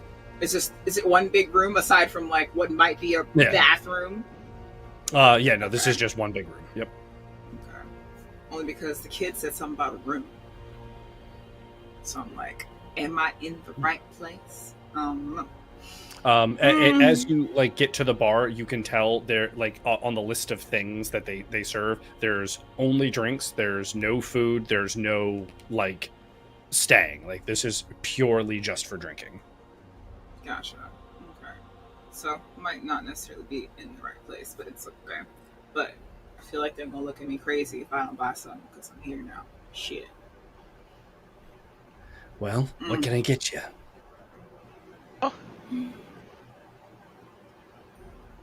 What do you got that's salty? That's salty. Salty. I'd go with, and he points up, and it's like the there's like a group of drinks that are all clearly like more nautical like themed, and there's one that's kind of like you know the salty sailor, the salty scoundrel, and the salty serpent. How much is a salty serpent? Each one of them is 1 gold. Let me get a salty serpent. And I'm gonna take a drink and I'm gonna roll because He they're gonna look at me crazy if I don't buy nothing. He grabs a drink or like a cup. He grabs some rum, pours some rum in, pours some gin in, grabs what looks to be a live eel and just wrings it out into the cup. And then like garnishes the rim of the glass with the eel's corpse and then hands it to you. Oh, this is perfect.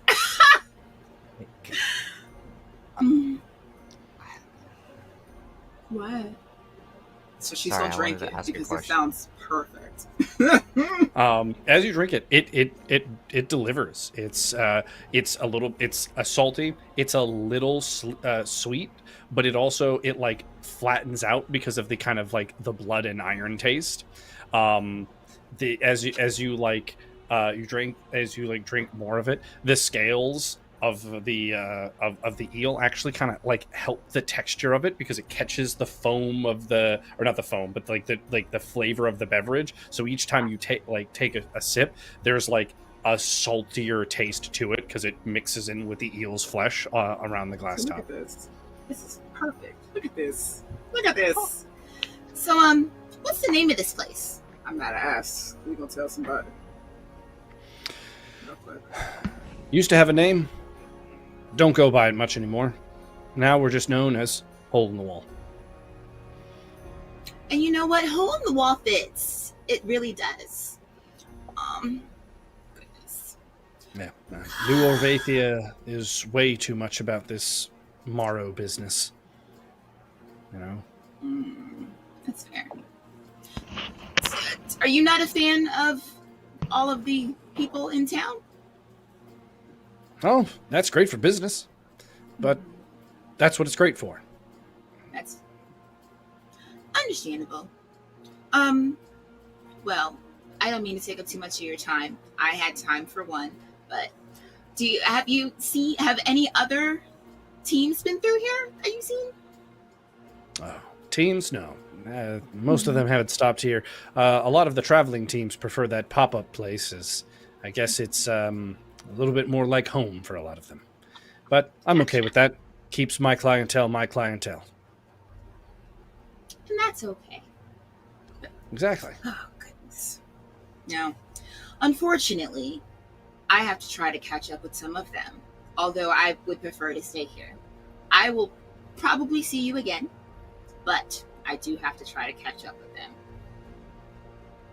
But thank you. Not a worry. I appreciate your patronage. All right, and I gotta slide out. We're gonna moonwalk out of here because I gotta go. Did you finish the drink though? It was, yes, I did. What you mean? It was delicious. It was As you, delicious. Perfect for her. sorry, let me catch up gold real quick. As you head over to the pop-up, we are going to step back over to Mina as you approach the alleyway. As you enter the alleyway, the old woman at the end, her hands stay open. She goes, "Yes, yes, come, come." This sounds Why? Too much like sounds too much like Aunt She, Charlotte. What do you yeah, want? I want to buy them. My The Andrews? children? Oh shit! Are they not for sale? No, they are not for sale. What they made you reek think of- that they were for sale? They reek of thrall blood. Thrall blood. What is a thrall?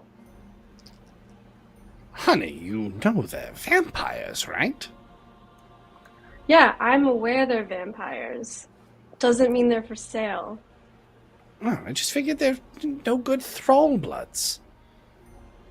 No. If they transform, they'll be hideous, grotesque creatures with no mind of their own. But if Yes, they're but not they'll for be no. Hmm? They'll be my hideous, grotesque creatures. Thank you. And we leave the alleyway. No, hold on. Perhaps then, instead of you leaving here with some of my coin, I can leave here with some of yours. Interesting. What do you have that would be of value to me? Well, you see, I don't go around saying this much, especially with the Titan Steel Church ever so lingering in this place right now. But I am what many would call a witch. And with that, the ability to remedy this contagion is within my means. For a price. For a price. What? Okay, you've piqued my interest. What would that look like? What is the... I mean, are you telling me that you could change the Andrews back into humans? What does remedy mean to you?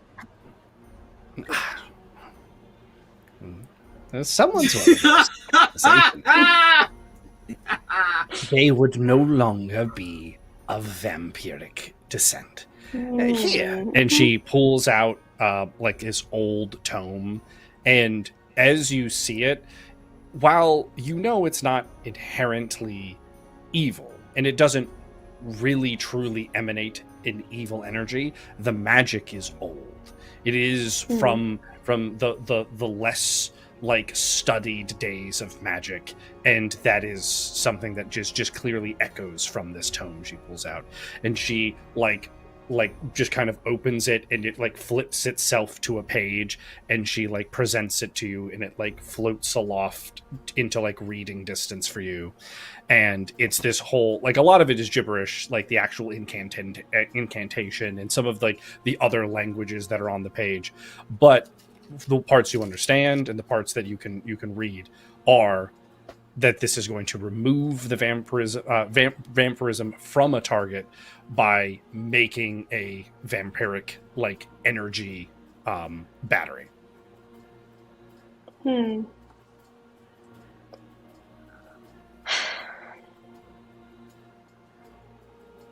no, I just want to make sure that no harm will come to these boys through this process, I guess. Well, the only time that there's really harm is if the materials used are of cheap or poor quality. And for you, and she like opens like her robe a little bit and shows two different sides of her robe. One side, just at a glance, you can tell you're like, that's like, it's like knockoffs and like versions of things that like would work, kind of, you know, like they're close enough that you could risk it, but they're flawed or faulted. And on the other side, it's like pristine items, like pure gold, pure like the actual extract of things, rather than just appropriate substitutes.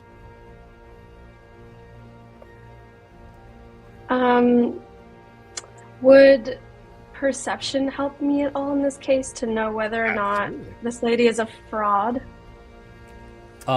Yes. So we're going, let's see here. You can do perception. Perception is going to give you can choose one of these three. Investigation. Investigation would, be like about the items, the spells, and like the validity of like the story thus told. Insight, which could give you kind of like an idea past who this person is, how this all connects, the identity of like witches with what you know, etc. Perception is there anything in the gesture that she's deliberately trying to hide, and seeing past what is presented. Let's go with perception. Perfect. We're going to call that a perception 10. Oh, that's not bad. Look at that. Nice. Nice. With that, Comes to the Andrews. as she's holding open her robe, you can tell there is like another fold to the robe that could be presented. Yo, bitch. So, Stop Crone, hiding what's behind the other fold that you're hiding? And she like lifts her arm, like it's like her like the fold, like the robe is designed so she can do this, and then she can extend the arm, and the other fold shows itself, and it's like truly magnificent looking things. Like you're looking at, you're like, it's like a perfect diamond, like liquefied gold, liquefied silver, like these pure extracts of things. Who are you? How did you come across all this? Yes. When you're in a spell group that requires so many tasks and things, you have to be prepared. All right. Can I roll insight? Yes. We're going to call this Insight 16. Damn. Her Figures. story as presented makes sense. I mean, if like as you glance back at the book, you see like the amount of like ingredients. Like this isn't just like she slaps her hands together and casts a spell. Like there's a list of things, and you're like, well, I mean, I guess if I had to cast a bunch of spells, that makes sense, right? Like I would have the bad items for things that are like, I need a spark of fire, versus things of import. Okay.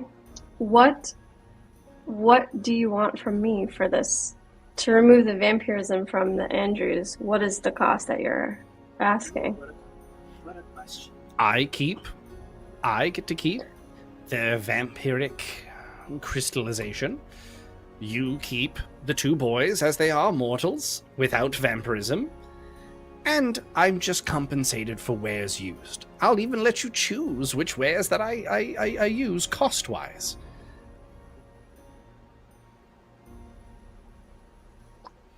I don't know. This feels suspicious. Can I come back to you? Are you? I'm afraid that I'm going to be run out of town, honey. The Titan Steel Paladins do not take kindly to older religions. Oh. Can I ask the Andrews Andrew, what Yeah? do you boys want? Well, I mean, not having that spider bite us all the time would be nice. Then we don't have to worry about it. Because like once this is all over and we go home, do we just have to keep this spider forever? What if I want to start a oh my god, what is mom gonna think? You have a mom? Damn. What the hell? Okay. Andrew, number one. How would you feel about letting Andrew number two try first? And then we'll see what happens. But there is risk involved. I want you to know that. Oh, we decided to be called Andrew 1 and Andrew A. Oh, apologies. Fair. Apologies. Andrew 1.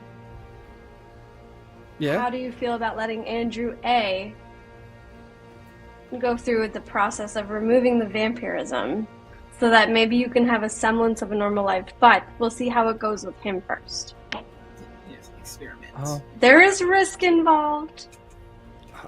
I guess. Are you okay? They look at each other and they're like, yeah. Okay. The crone steps in a little bit, like doesn't actually step in, but kind of leans forward and goes, the only thing I would caution is that doing the spell twice is twice as expensive. Yeah, but you're just keeping both of the vampiric crystals, or whatever it is you call them. Yes, So, but as you can see on this list of required regions that would be refunded, it would require double everything. Everything. Well, Andrews, It's all or nothing. I have to leave it up to you. It's going to be happening to you. So I'm going to ask both of you, do you want to do this together? Do you want to have the chance at a normal life, or do you want to take the risk with this alley crone? They clasp hands and they're like, let's do this together. Well, then my conscience is clear. Go for it. So, dearie, before we go there, what level regions would you like to supply? The left, the cheapest. The right, the medium. Or, as you so intelligently spotted, my top shelf items. Top shelf, please. Oh. Well, how much is Not a it? problem. Not the return of crippling debt. Mhm. That would just run you, and she like pulls out like a kind of a market price thing. For the most part, you would say, like, if you shopped around the entire market, you could probably maybe get a little cheaper in each one of these things, but you also know that the market has been bought out in its entirety. So she is asking for 200 gold worth of regions. What's the cheapest? I'm glad she went shopping first. Cause goddamn. The cheapest, a mere 20 gold. Andrews, we're going the cheap route. But we'll take the chance. We'll go the cheap route. Is it bad? I'm like, I can pay the Andrew. If gold is an issue, let's step into a sidebar. Oh, fuck. Return of crippling debt. If gold is an issue, and she kind of like peers into the bag that you're holding, I could make do with some of those progresses.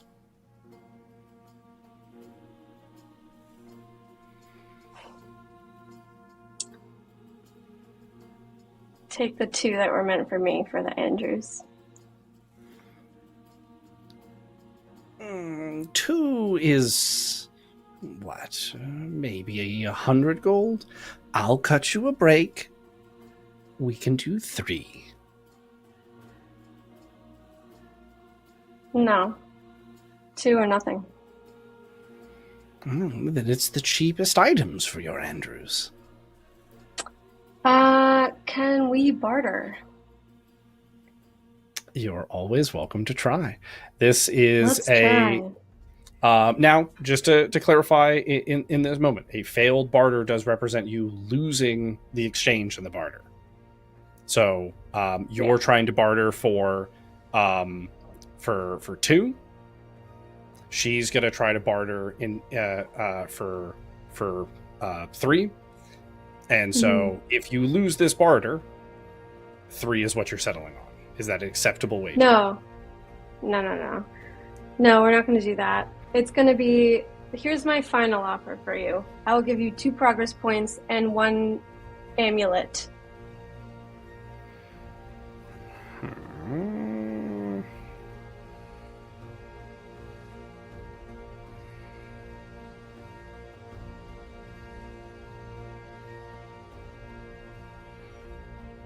Two progress, 1 amulet, and the spider that these boys spoke of. Clarifying question. I don't physically have the... Do we physically have a spider with No. us? That you would have to go get.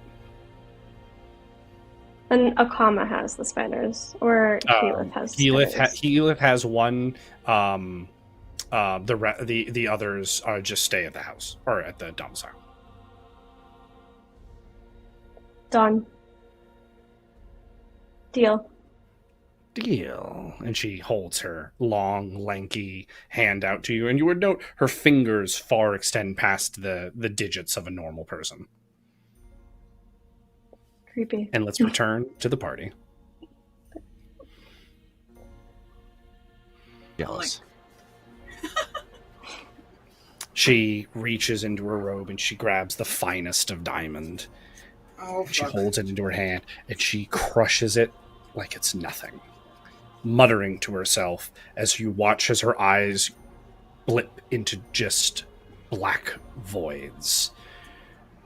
Shadow and smoke seem to leak from her mouth as she continues to speak. She speaks in languages that you've heard Treekin reference before, as languages that predated even them.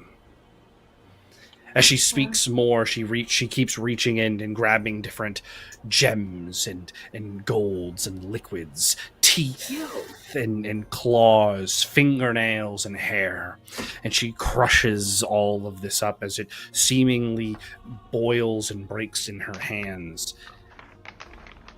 And this weird black metallic liquid she then takes, rolling in her 3 fingers, and then she places her thumb directly on the Andrews' tongues. You watch as this black metallic liquid seemingly slips down their throat. It covers the skin and lips of their mouths, and she grabs hard and then starts to pull and pull as they scream in agony, and they worm about as she pulls and tugs some more. And now we are going to roll a dice. Because of the materials that were purchased, only on a natural 1 does this fail. So we're going to roll. Oh my god. And this is just 1 incantation for the both of them. We'll if there's a 1, we'll go past there. We'll go to that in a second. But on a 1, it fails. On a 2 through 20, it is a success.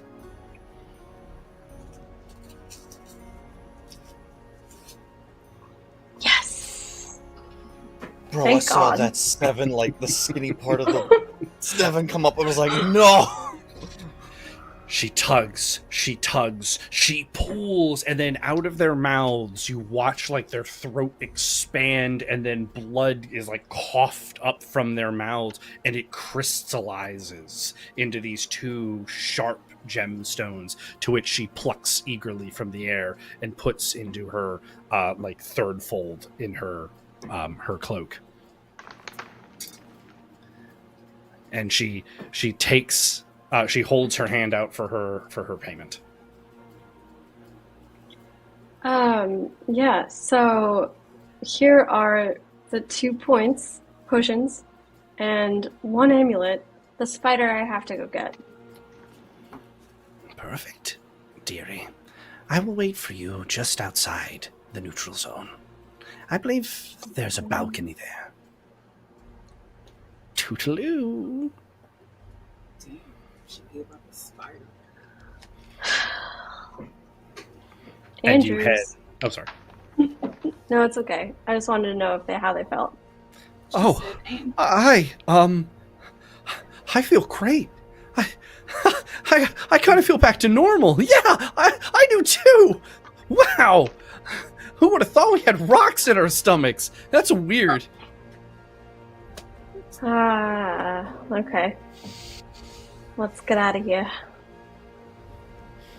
And on that note, we shall return to Healing and in the training center. As you're packing everything up and you're heading out, you just get this tug, this something, and you turn and you see it's the Phoenix Court staring at you. They stand just watching everyone in the training area. It's all except for Helen. The one that's at the front of the group, draconic looking in his nature, gives the slightest, like, come here, kind of look to you. Oh no. Over here, like, you ain't my daddy. Does he head over to the Phoenix Court?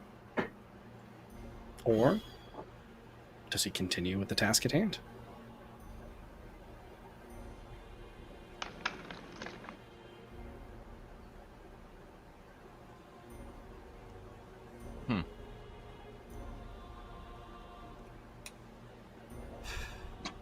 Popcorn for this. Popcorn.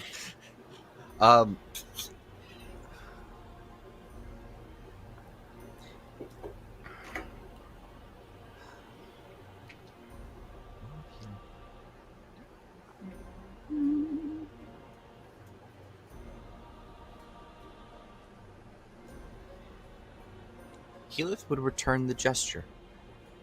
Oh,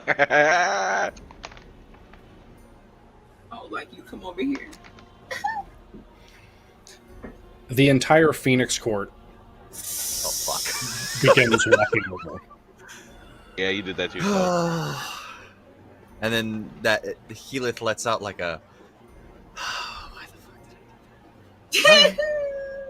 And As just kind of straightens up and waits for them to walk At- over. as they're walking, the orc of the group like pushes past the other ones and like is kind of more storming up to you. We are not in the neutral zone, correct? Correct. We are far from the neutrality. You're not Gotcha. you're not far from it, but you are outside of it. Understood. I stand firm. I'm not reaching for my weapon yet. There's way too many people around. I don't want to be the one who starts a fight with the Phoenix Court. Minus one member in the middle of a training arena. In the middle of a major city. So I brace myself for what I think is going to be an impact.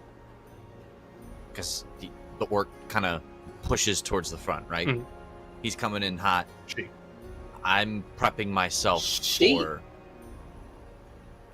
Storming up on Hold on, I apologize. Was Orca a male or a woman? I just heard this is orc. what you see as she storms to the front. Oh, Got it. She. I That's don't know terrifying. why I thought a dude. All right, I prep myself, ready for. They're all taller than I am, right? Yes. You're That's already tall. terrifying. In fact, I'm Helen is 6'3" one of the and- shorter of the Phoenix Court. She ain't. And she short. was what, 6'4"? I She was like something like just an inch taller than I was, something like that. All right, I prep myself. All right, here we go. The orc comes up and she grabs you by like the collar of your vestments, and she like lifts you into the air, and you would note with ease. And she goes,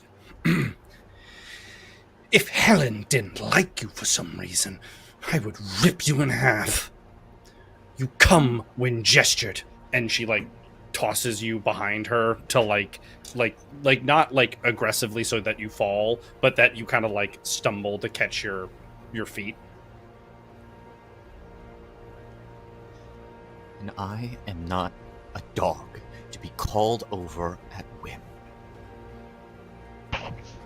As she like just takes up position behind you and goes woof woof and gestures to the draconic one that's now standing in front of you. He stands just above 7 feet tall, so he towers God damn. above. So I am literally looking up at this. At this man. It is not full like. Is it full like hi? His wings tuck down in front of you, like, and so they create like a little staircase, like one's low, one's medium. I don't care to bend over. He says, "Step up." Step. Damn. He's literally a foot taller than you. He's 9 inches taller than I am, not a foot, but He said just over 7 feet, so he might be a that's foot true. taller He than didn't you. specify. All right, he might be a foot. He's minimum 9 inches taller than I am. As, Healith will every inch step. matters. Healith will step up, like 1 foot on the lower step, 1 foot on the taller step. he begins to mutter something in Draconic, something you are very not versed in. I was about to say, I'm a farm boy. This is Greek to me. Let's have you roll. Or so he starts muttering something in Draconic. His eyes, already ablaze, begin to like truly look like dancing flames. And he starts to peer into your eyes. Would you allow this, or would you like to resist? Resist. This don't is like going this to be mind a control. resist magic 21. Nice. Damn. Okay, 1? Resist magic. 21. All right. Ain't got it. Oh. Nah, Just a little short. you ain't got it. You Just a lot short. I even have a +2. You feel yourself like, I mean, resisting with everything that you can, but you feel like he's just watching your life through your eyes. Like you see yourself, a small boy, like dragging sticks through the mud, pretending to farm as your older father's like, one day it'll be you out here, Healith. You see, the day where you could actually start helping, the day where you were stronger than your father, but he wasn't quite ready to admit it yet. The day where he could no longer deny it. The days where you were the reason that the farm was prospering. It was on your sweat, your brow, that you didn't tire, you just kept going. The day your parents told you that you were special, but that meant you needed to leave. That you were built for better and greater things. Yet every place you've ever gone since then has been filled with such tragedy and such woe. Never have you felt so at home or at peace, loved or cared for, as the home that you were told you were too good for. Sometimes you wonder if you could ever be too good for such things. Is that even a sentence that can be uttered? You remember finding the mentor, Athos. He was strong, and he showed you a conviction, and for a moment, you started to see the side that they were talking about. What they meant by, you're too good for this. Not that you're too good for home, but that how much good you could bring, how many homes you could save walking this path as a hero. And then Upsilon came. And he took everything. Everything. And for something that had almost no meaning to you or the people that you protected, this stone, this North Star, it was essentially a lighthouse on land. But so important was it to him that everyone died. You remember the morning of it. You remember the sadness and the heartbreak. You couldn't muster yourself to go to the mud fort for the rallying cry of heroes. And then the next thing you knew, you were on your way to the Golden City. Clinging to be a hero, but not quite sure what that word means anymore. Not quite sure if the dividing line between strength and the ability to take what you want and to do what you want is self-definably good, or is it altruistically divined by something else? How does a god decide? Who does a god decide? And these questions racked your brain. Some of them you had been able to push down as you found a team and you found camaraderie, you found an adventure. And now, plucked from your very memory, from your core, from your gut, just by peering into you, all of it surfaces at once. You feel yourself begin to stumble back, but you are caught by one of the Phoenix Court, who doesn't let you embarrass yourself and fall to the ground, though is not gentle as he brings you to the earth.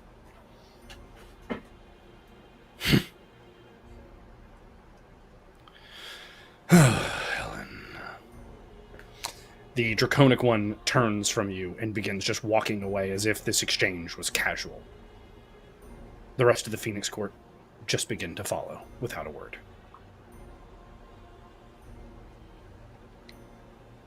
Helith sits with the emotion, all the emotions kind of flooding back, and just kind of is wrapped up in those memories that he had kind of hoped to bury a little bit, being brought right back to his face, and just kind of like, okay, whatever the fuck that was meant to be, as he goes and picks up the items again and puts the pack on him to get going and get back to the group. Perfect. As you kind of like work your way out of the training grounds and you look over at the clock and you're like, oh, you almost feel baffled by how much time it's taken when you had one of the shorter journeys to like locationally to get to, and you're like, oh god, oh, and you have to like hurry to make it to the next spot. With that, we are going to check in with Thala. Give me 1 second. Sorry, just making my map of who is where.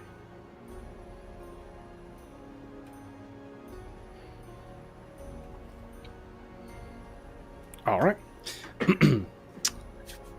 So you leave the pop-up, and you are you leave the hole in the wall and are heading to the pop-up. My apologies. Yep. As you enter the pop-up bar, it's relatively, like, you can tell it's homely, it's nice, it's quaint. It definitely does. It feels more like human kingdom in its design. And as you walk in, a man immediately goes, "Ah, a hero!" Oh, I never get tired of seeing a hero enter. Uh-huh. What brings you in today?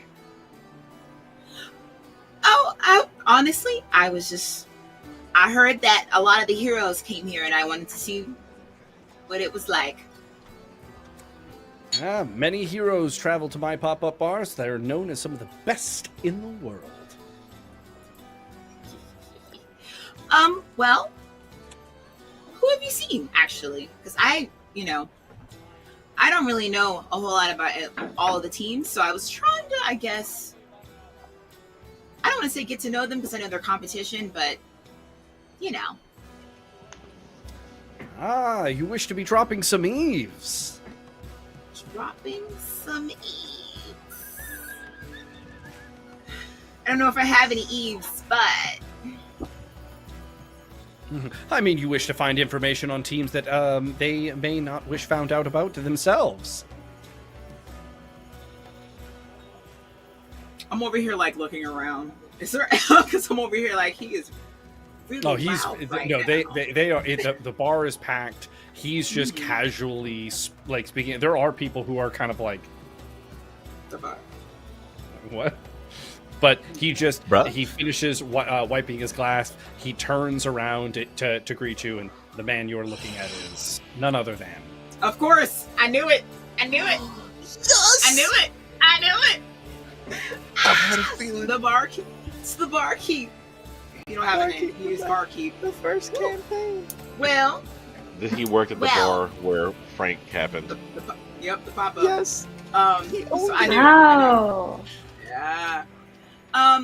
Well, I mean, do you have anything you could tell me about the other teams?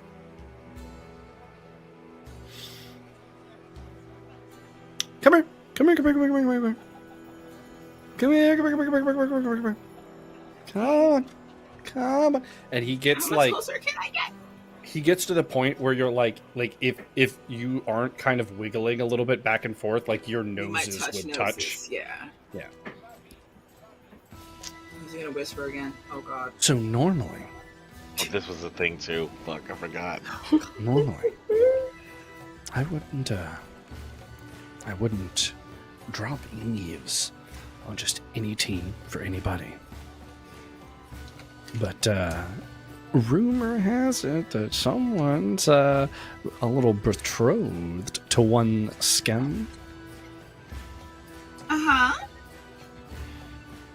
Well, you see, a lot of those heroes come from,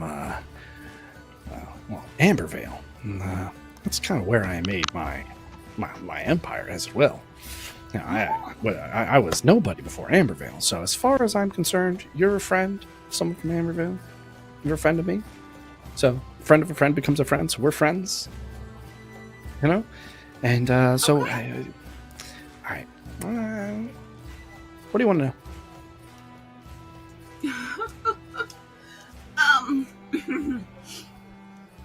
Do you happen to know if our former teammate Archangel joined which team he joined? He was going to join a team, but then he got a different offer for a group that is leaving the city. It's the Church of Marvena. They're getting ousted from the city, and here they paid him quite handsomely to be one of the guards or heroes of their expedition.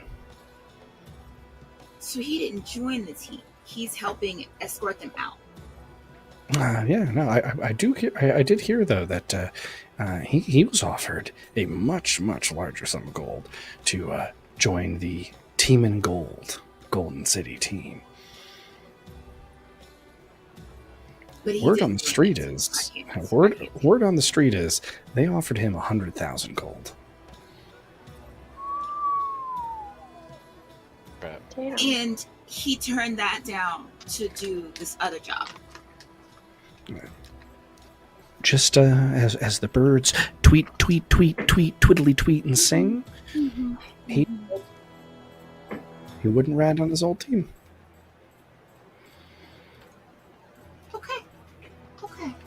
Well, that's good to know. Good to hear. So speaking of the Golden City, though, what do you know? I feel like they are out to get us, and I don't know if you know anything about them. Oh yeah, they hate you guys. Yeah. That it's mainly when you guys beat them you placed higher than them in the boat race on the way in. Really ticked them off. Do you happen? So, unfortunately I don't remember his name, but the person who I was set up to lose against in this fight in front of everyone. Do you happen to know who I might be able to ask about this fancy armor that he wore? Because it seemed like I couldn't I couldn't even hit him. It just everything kept bouncing right off. He's known as Velm. He's probably one of the stronger heroes in the entire event. The armor he wears, the story is that his armor is made from the lamps of genies melted down into a custom-made suit just for him.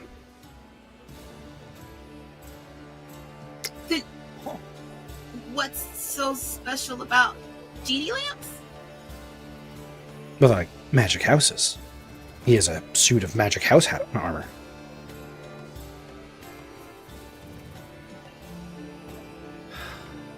So, Okay.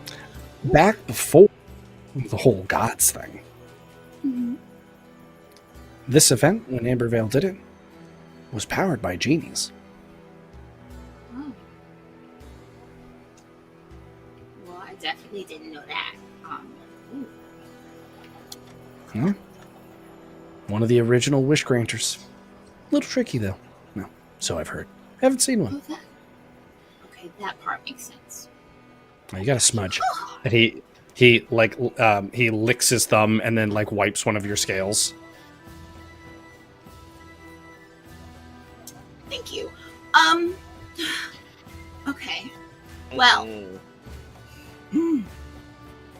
we know why they hate us, but is there anything in particular, because I don't even know all the teammates, that might, if we knew this piece of information, might help us in the long run, aside from the genie suit?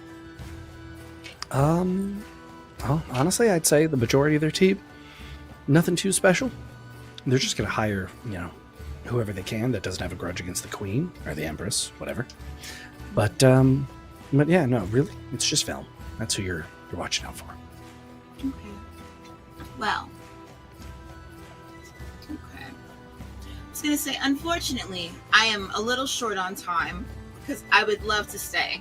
Because it's very nice in here, I must say. Fantastic. It's beautiful in here. I guess before I go, other than how we know they hate us, is there anyone else that you think we might need to watch out for? Not even just a team, but maybe even a single person. Team-wise, Not I'd Brelix, say. since I knew that. Except for Brelix. Everyone needs to watch out for him, but he does seem to especially hate you. Yeah. Word on the street is the Titan Steel Paladins are coming for your team as well. Okay. Yeah, something about a robe and Stygian magic. Oh my god. That I can understand that a little bit. Okay. I will definitely keep that in mind as well. They don't have any fancy genie suits, do they? Oh no, they just have armor, made from, the energies of a god. That doesn't sound. I don't know if that's any better or. Ooh, that's a little frightening. The last thing I'll say, and then I should probably get back to the bar, and he like gestures over, and there's like a line of people that are just watching the two of you have a secret conversation in the middle of the room, and they're like, "Can I get a drink?" Like, and there's like barmaids and stuff that are like, "Why don't you hire another bartender? Why do you insist to be the only one?" And he just kind of is like, "Ah." He loves Shut his up. job. And he looks back at you, and he goes, "You have one solace. That's all I'm going to say. And that's, again, rumors and conjecture. But right now, apparently, the Phoenix Court, they like you guys. So, you're not on their hit list, which is good." That is good. That is good. The Oh. fuck? This is gay. Well, I'm gonna say before I head out of here, new friend of a friend, you didn't tell me your name. You could just call me the barkeep. And he leans back, and he goes back to work. I shall remain nameless forever. Yes, pretty much. We'll never Does know she? it. If I look, do I see any other rooms in here? Just I'm gonna ask again, just because the child mentioned No, the room. there is no. Yeah. Okay, cool. I don't know how much more I need, other than the only other thing I would think is she would probably. The only other thing I think she would do is scan the room to see if anyone looks familiar. Other than that, You look around and you're like, oh yeah, they're on a team. In fact, there are more people that are recognizable than people that you don't recognize. but do they care that I'm even there? Most of them are just drinking in team clusters and stuff like that. You would imagine that most of the ones that are here have already completed any preparation that they are looking to do. Gotcha. So no one sticks out as no one stands out as though they're looking in my direction, anything like Correct, that. yeah. Cool. All right. I feel like it's already been too long. We gotta head out. We have things to do. Perfect. So we're gonna go to Akama. Akama, as you you run to the meeting spot, and you're there.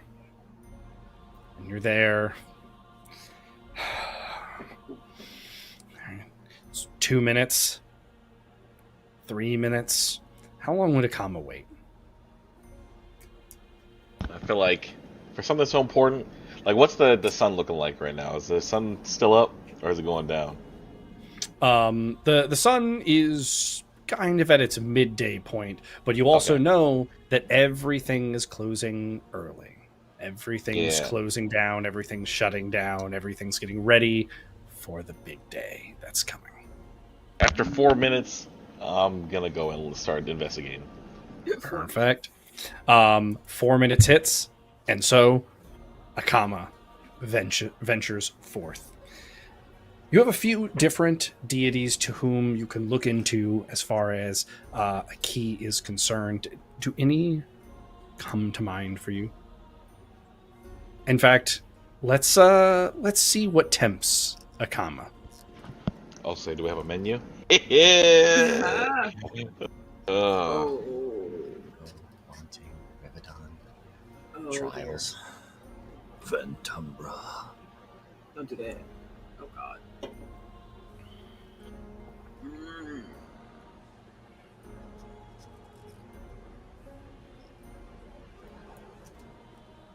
Minor research in the background. What? When I remember what I'm looking at. Oh, we know Ventumbra is Okay. I am Darkness. looking right now.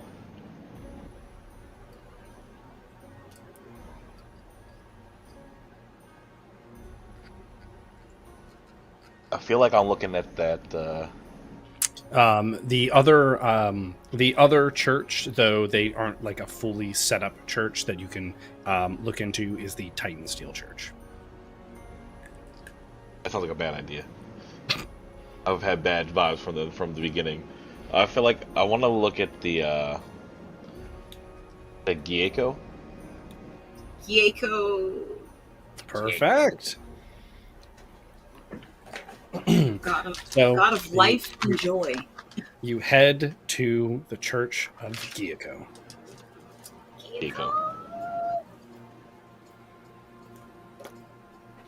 As you're going through the city streets, and in this area that you see other teams, some look relieved, others are in a panic and heading to different places. This side is has a lot more turmoil to it than where you had just come from. And then you get to the Church of Gieko, and as you open the door, it's just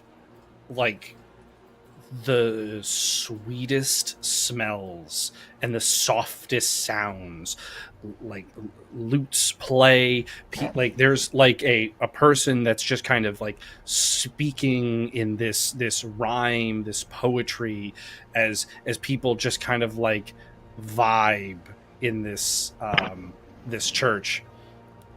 A person comes up to you.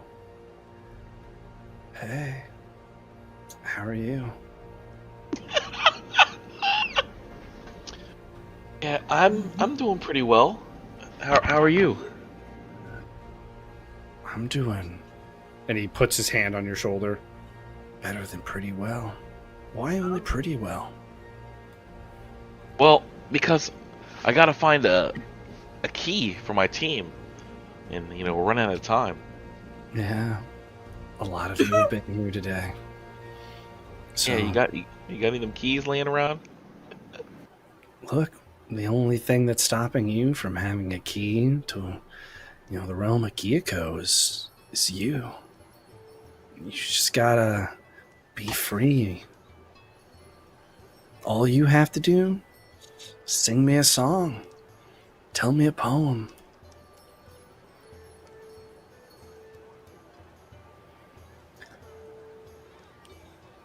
Is it sing a song, tell them a poem? Something.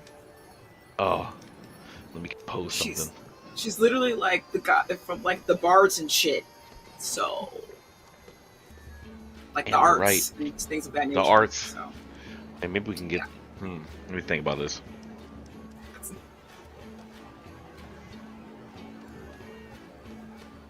A hand like grabs your shoulder from behind as you look and you see one of the people you interviewed to call step up, and he goes, "My friend, I would be more yep, than there it happy is. to play a song for your words."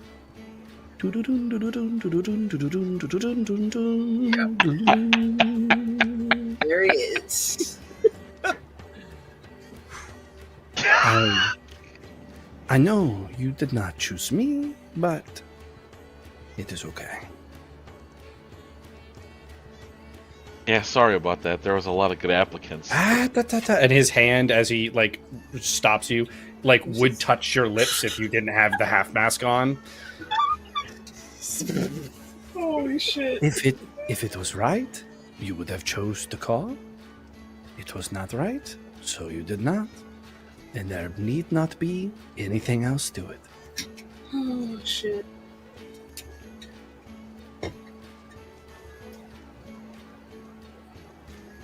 This He's offered his services. He offered to play backup, right?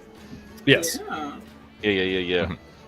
I still gotta compose my haiku I'm about to perform.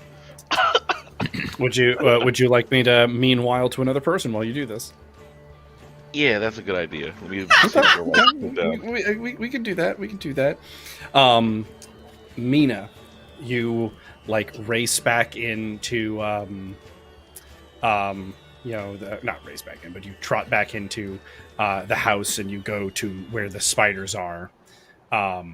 And as you try to like grab a single individual, it's like they have a feeling and they start like way more aggressively like trying to stay together in a group.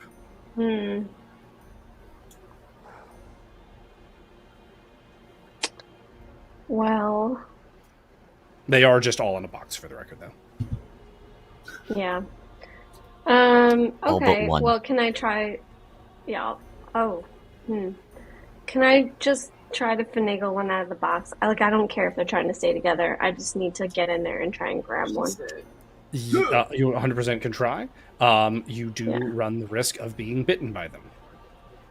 Oh.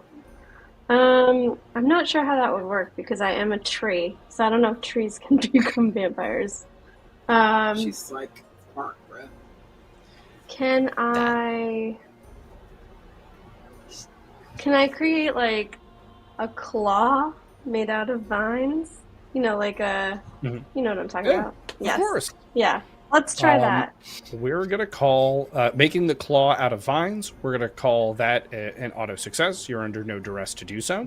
And then we're going to do animal handling as the means to pick up one of the creatures with the right touch to not hurt them.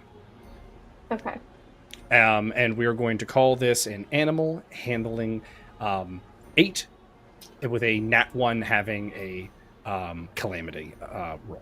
I don't have a spider. Oh my god. The only thing I could think of is Ooh, the yes. claw. Oh god. I have a spider. I have a bat. I have a bat. You're able to like scoop around one and pull it up. All of the others, like you get it out of the box and put the lid down. The box is literally like as they like you hear them skittering and scurrying aggressively around on the inside of the box. Give me my brother back. Sorry, spiders. My brother. Yes, let's take. Well, number one, I'm assuming the Andrews are still with me. They need to stay now in the house. I don't want them coming with me, and we need to go give the spider to the crone. And then we need to run to a library. Yeah. She's like somewhere anywhere. As you look out over like into the balcony area where the neutral zone is, and like it's totally clear. You tell the Andrews to stay. You look back, and she's just standing there. Oh, So I'm great. saying in the house. Not in the house, I- on the balcony, just outside. I'm at the Andrews. Yeah, so I want to walk If over this to crone- her and give her the spider. Oh, yes, good, dearie, good. She taps the spider on its head, and it's clearly still alive, but it just stops moving as if as if it's lost the ability to move, and she takes it from your claw. Now she paralyzed him. She opens up her cloak, opens up the third ring, and then puts it into the third ring, and closes her robes back up. Well, dearie, I suppose that this is the end of our collective bargaining. It's been a Yeah. true pleasure interacting with you. Nice doing business with you. I hope to not see you again. Damn. Oh, Damn. you need not use such harsh words, especially not with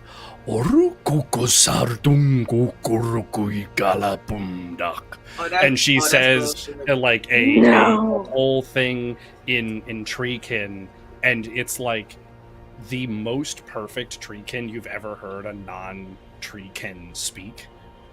And it translates to you should watch your tongue with how young you are. There are those that have walked with trees and grown with the earth far before you had sentience.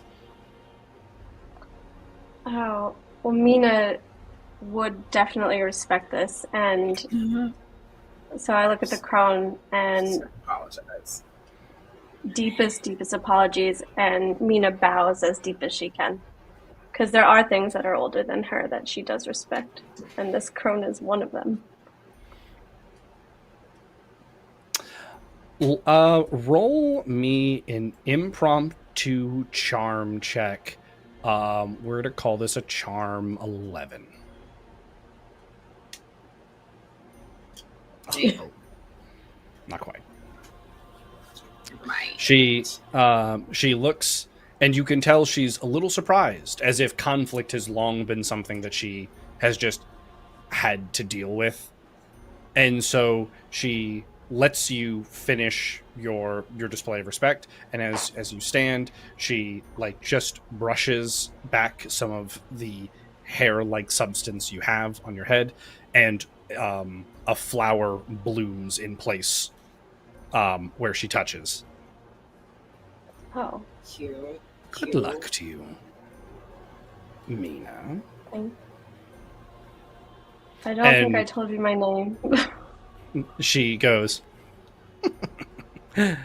"Oh, but you needn't have spoken for me to know it." And then she just becomes crows. Damn it. Look, we didn't need to start asking for names. God damn it. No. Shit. Woman who turned into you met a woman who turned into crows and you didn't mention nothing. With sorry. No, go ahead. with that, we're gonna return to Akama real quick to see if he is ready to perform for us. I got Sing nothing a so song. far. I got one line of my shit. All Oh, right, we're gonna Oh, we're gonna go to Healyth as the last of the time that we can offer Akama. Next, we come back to Akama. It's either perform or look for a different key. Healyth, you run up to like the meeting area. And you're standing there, and you're like, oh, come on. Was I first? Was I last? Oh God, I'm so far behind. How long would you wait? 6 minutes. Okay, 6 minutes. 6 minutes pass. Nobody's there. Damn, I I made would it there yet. Damn. start looking for where I think the keys might be. All right, and so to a choice. Oh, shit. And again, the newer church of the Titan Steel Paladins is also approachable. You don't dare. Yeah, I sit don't in feel that like I'm going to bitch. be a welcome all over there at all. Might be a reason to go to make amends, but I don't think right now is really that time. This ain't the time. Well, just one thing I will clarify is you would know that the Titan Steel Church is a widespread religion. They are more than just their one team. Okay. Yeah. I think, however, he would go to the trials. The Church of Trials. Perfect. To the Church of Trials.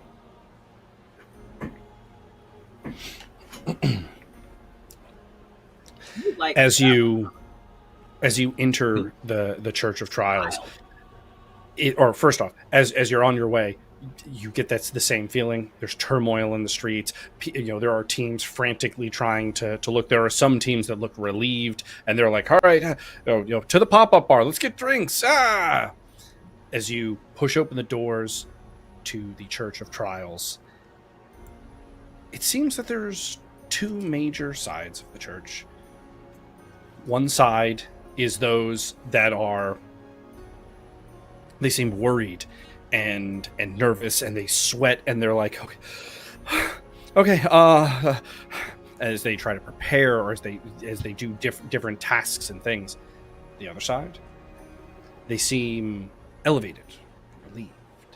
They seem pleased, though there are far fewer on the right than there are on the left. Just to clarify, there are far fewer relieved than there are worried? Yes. Okay. A woman approaches you and goes, "So, you're here for a trial?" Yes, I am. What is this trial that you desire? What do you think it is?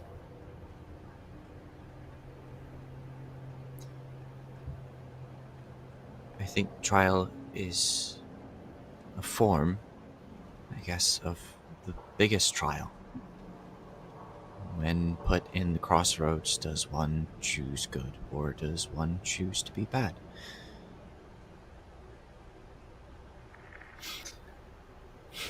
You're thinking a touch too large, my friend. This isn't about the balances of good and evil on a massive scale. This is about you. This is about... And she very casually just pulls out a small razor and goes to, like, cut your cheek. Would you stop her? Would you move away? She means no. There's no haste in it, so stopping her would be easy.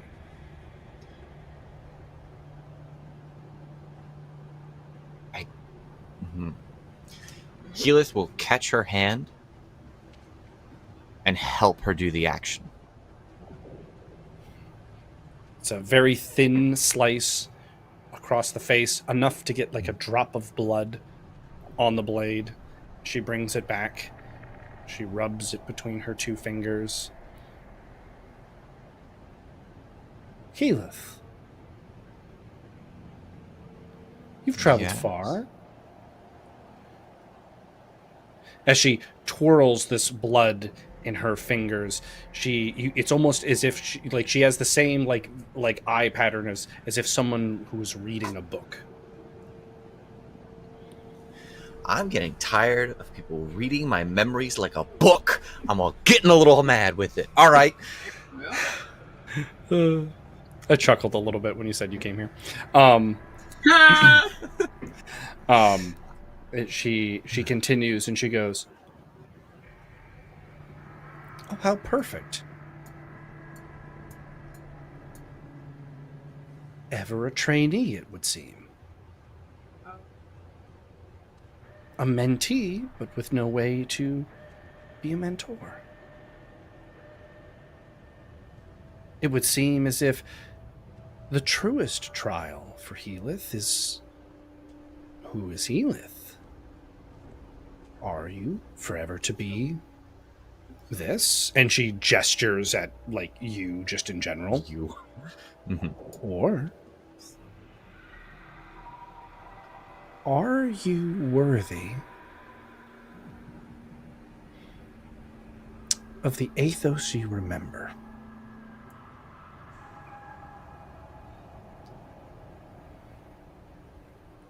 Healith tears up a little bit and answers honestly, "I don't know." Then I think we found your you trial. have to ask Ithos.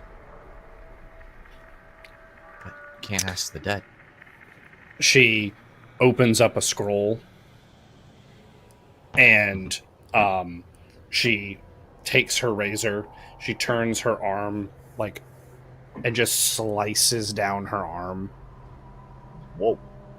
She brings out the blood. It like follows the blade, and on this blank scroll she slaps the blade down and the blood slaps onto it and then slides into words.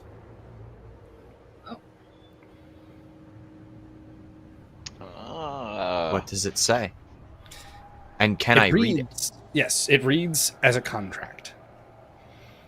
It reads stating that you, Healith, of sound mind, are approaching a trial, a test, as it were, a test of worthiness. Worthiness could be measured in many different ways. However, there's one who speaks most to this worthiness. It is that you and your team shall have a key into Lyle's realm of trials, free for this upcoming event. However, you must beat Jorvin. You Of the must temple. Yeah, of the Titan Seal Paladins. Yep. If you don't, the befoulment of Lyle shall fall on you. Oh my god. Curse beyond curses. A weight beyond weights. And then she twirls the little blade in her hand and then hands you, or like gestures for it to hand you the handle as if you have to sign in your blood. My god. Someone should have supervised this boy. He looking like Epsilon right now.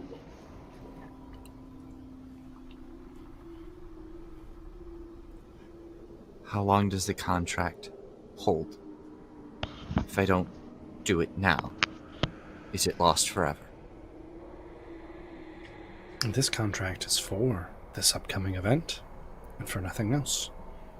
You prove yourself or you fail.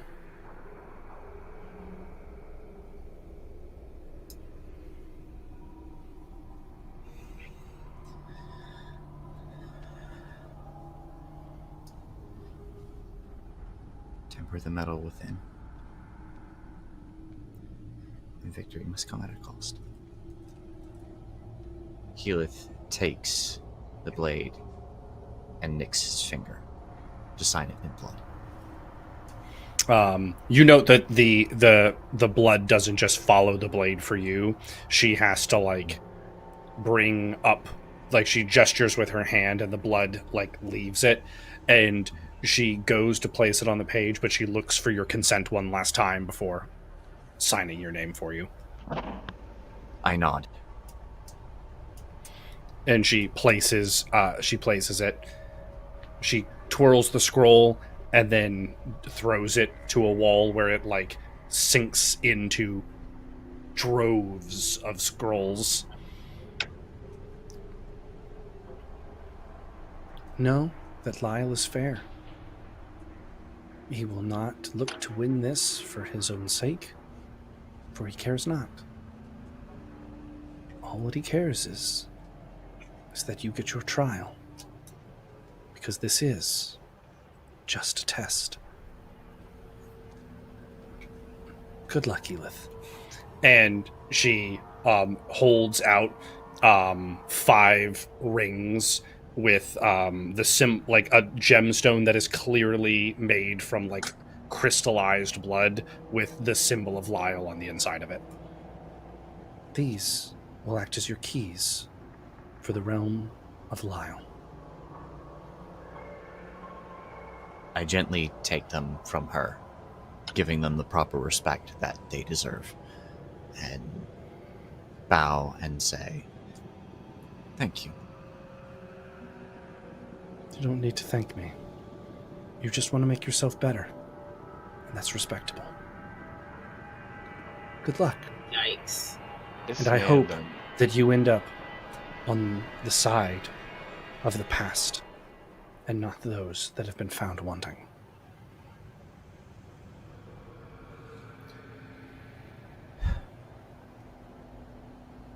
Thank you. And Healith will turn to leave. Got the spooky ass music that. All right, a comma. We're coming back to a comma. What do we have? Got my little poem here. My little poem on life. All right. Let's hear it. A world of strife. Within every fight, a world of beauty.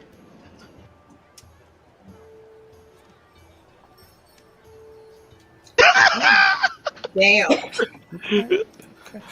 We are going to roll a perform for this. As you begin to speak, the room all turns to pay attention and listen to you. You have your performance bonus, of course. You have the Light of Thespis, which is going to grant you a situational +2 to the location that you're in. And because you put in the effort to actually give us a performance, I'm going to give you a situational +5. So you are now sitting at a total of +9. And then finally, because Takal is here to play alongside, he is going to give you an additional +1. And you are looking at the closer to 20 or above, the better. Let's see it. This is the first time I've rolled this entire session. Holy shit, I knew it was going to be something like that. I lost track of how much bonuses I have, but Jesus Christ. Now, with all of your bonuses, you do total to a +10, so that is still a 12. The person goes, "Oh, yeah, normally I'd say that was only like okay, but you don't seem like the type here, So I think like for you, that was awesome." I feel Akama feels a warmth in his heart. His cold heart grew 3 sides. Not cold heart, but I just doing something that outside of his wheelhouse and having it go well. It feels good. So, yeah, you and your teams, you're, here, man. And he holds out 5 little loot picks. Okay. Aww. Thank you so much. And I'm going to need a comma in a sidebar. Oh. Ew. In this moment, this levity, this joy, you do hear a whisper that sounds all too familiar. You hear Okram's voice. Oh, Church of Gyako. Interesting. I hadn't imagined my blessing, would boon you to another bardic deity. Though I think there's something you could take from this place if you would so desire. A little help, if you will. And so you just have to ask if you want a little bit more of the spotlight for you.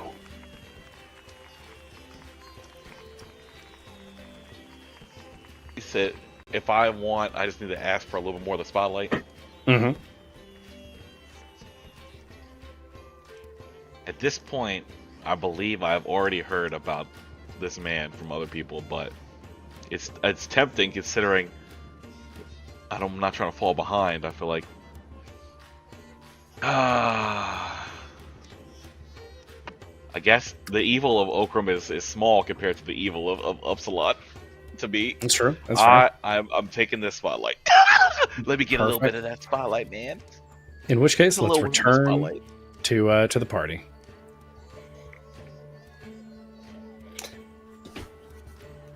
As you accept this, this gift from the Church of Gyako, you're asked like, would you perform again? Some of us didn't get to hear it. You know what? Okay. He's inspired. And this time, so go ahead. Sorry. Oh no! What were you gonna say? I was gonna say this time, as you perform, Takal goes to like play along with you, but his notes sound flat, and he strums oddly, and he. Oh no. I am sorry, my friend. I think Takal has to go, and he like seems flustered as he leaves. He's there, ain't he? My boy. Play backup for me. Now look at him. He's in there, ain't he?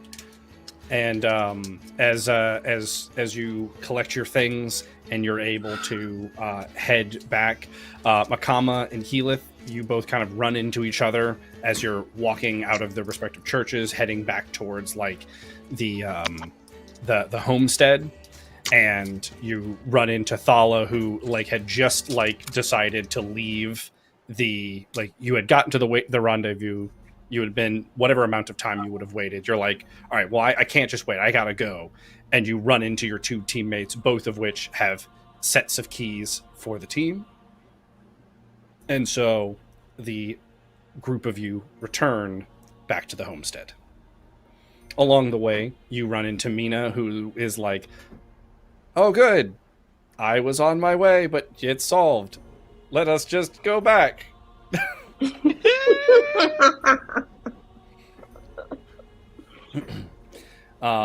As each of you are back and have the moment where there's this kind of, you see that Healyth and Akama both have keys for the party. However, there is a little bit of a, but everyone got like their tasks done right as the party convenes. Yeah, so how'd it go with you guys? Well, I think I found out some things that we already knew, but then some things that we probably didn't know as well. That's right. Oh. We're at the house now, right? Yes. Yeah. Yeah, and this is Sneed, everybody. Um, My Hi. guy. As he points over, Mina, you're like, I've been in the house. When did this person arrive? And they, Sneed is just sitting in a chair in the corner in the dark. You just been chilling the whole time. Wow. That's big fucking what's his name energy. Fucking Tavish energy. Oh god. Big Tavish energy just sitting in the dark. I'm Don't Sneed. sleep. Don't call him out like that, man. He was a weird man. So We loved him, that's why. But yeah, that's Sneed, guys. He doesn't talk that much. He doesn't talk much. Don't talk much, but well, what is it that you do, Sneed? I hurt people How do you hurt people? creatively. What a Using way to what? start. I respect that.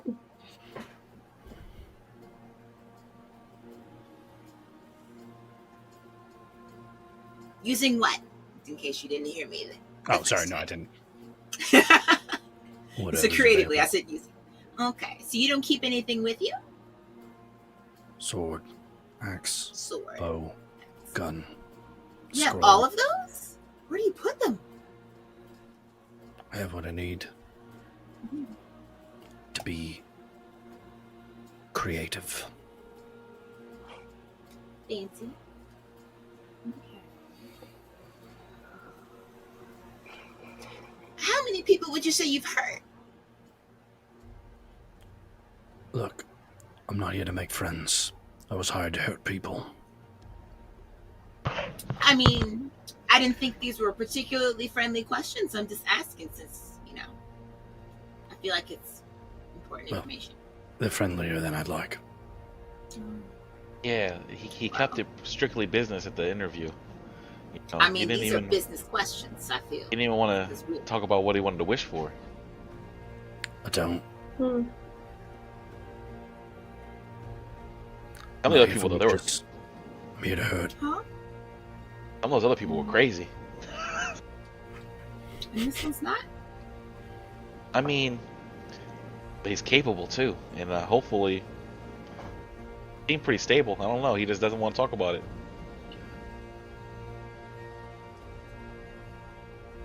Yeah, just look at him. He just a rock. Just.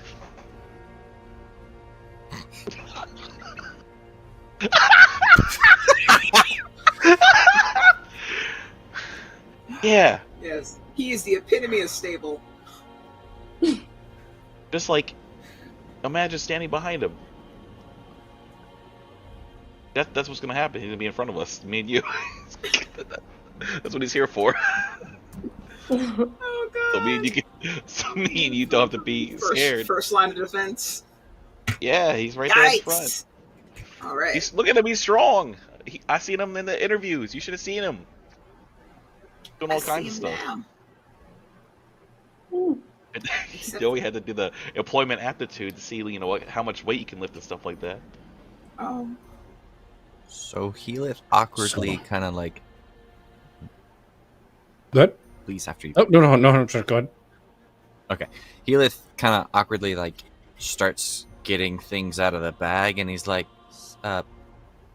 sorry, Sneed, I didn't get an extra. I'm sorry. I didn't bring things for you. He's cool. Okay. Stop.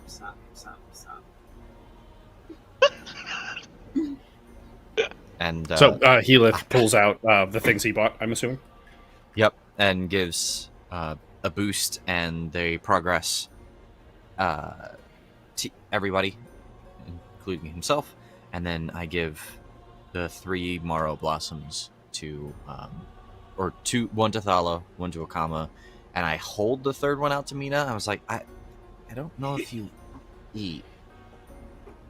No, I'm good. Keep that for yourself.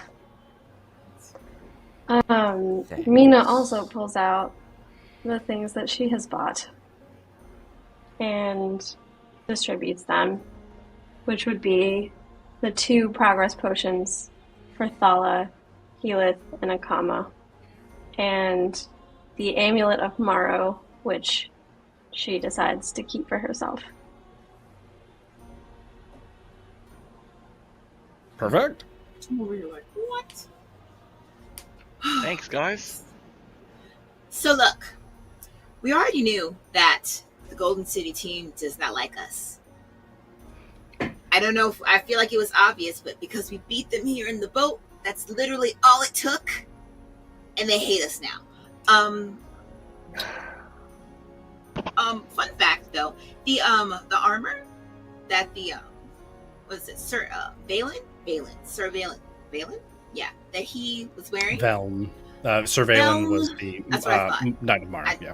I knew it was a V. You're good. That's it. Velm. So apparently the suit of armor that he wears, allegedly, like the story goes, that it's made out of melted down genie lamps, which I have never heard of before. But I feel like since genies are like really, really strong magic, that maybe I couldn't hit him because magic won't work. So I was never going to win that fight. And if anyone ever has to go up against him, we probably have to use, if I had to guess, physical attacks and not magic. Hey, did you see that fight? No. Oh, damn. Okay. I don't suppose you know anything about genies. Also, I guess that wasn't a fun fact, but this is a fun fact. Apparently, genies were the reasons why they started this. Because it was, the granting the wishes made sense. Thought it was interesting. But, found out. That does make sense. One second. Helith, for you, hearing the talk about Velm and whatnot, under normal circumstances, it would have slipped your mind completely. But on multiple occasions today, your past has been brought up. You remember the name now. It was a footnote in your life. It didn't matter that much to you, but there was once a duel. It was a bout, relatively friendly one at that, between Neophytos de Angelos of Ambervale and a traveling swordsman by the name of Velm. Neophytos de Angelos boasts that he has never been defeated in battle. Velm has the same boast. The two of them fought and fought and fought, but there was never a winner. And so when Thala brings up that close combat might be the answer, you have this kind of like neuro connection of like, I've heard this name before. And I would like to share that with the group. I don't quite have the right words because I don't know exactly. No, that's fine. Everything I just told to Helith is operatable to the party as he tells this story. So it sounds like close combat's not going to be that easy either, huh? But that also gives us an avenue. D'Angelos is the king of Ambervale now, right? The steward of Amber. Stewart, right, Stewart. Do you think he remembers that fight? Oh, if Probably. he's never won a I would fight, imagine. and that's the only one that he kind of didn't win, I'm sure he remembers. Yeah, So maybe he now knows a way to win. Maybe. Yeah, and also it might be maybe he won't want the Golden City to win and have to considering what they pulled, The whole He did Empress. seem surprised as well. Yeah. Also, speaking of people who hate us, I was also told that aside from the Golden City being out to get us, the Titan Steel Paladins are also out to get us. Because of... That's my We fault. know why. Yeah, he said something about a robe. I was like, oh no. Funny enough, I saw the court again today. And the funny Oh, thing no. about that is, word around town is that they like us, Well, which is probably Helen. both good and bad. Helen likes us. The rest of them are... Well, one told me that she wanted to rip me in half. And then the other one kind of delved into my memories and then walked off. Didn't really say anything to me, but said, well, he sounded disappointed and or just baffled by Helen. I'm not really certain what that was about. But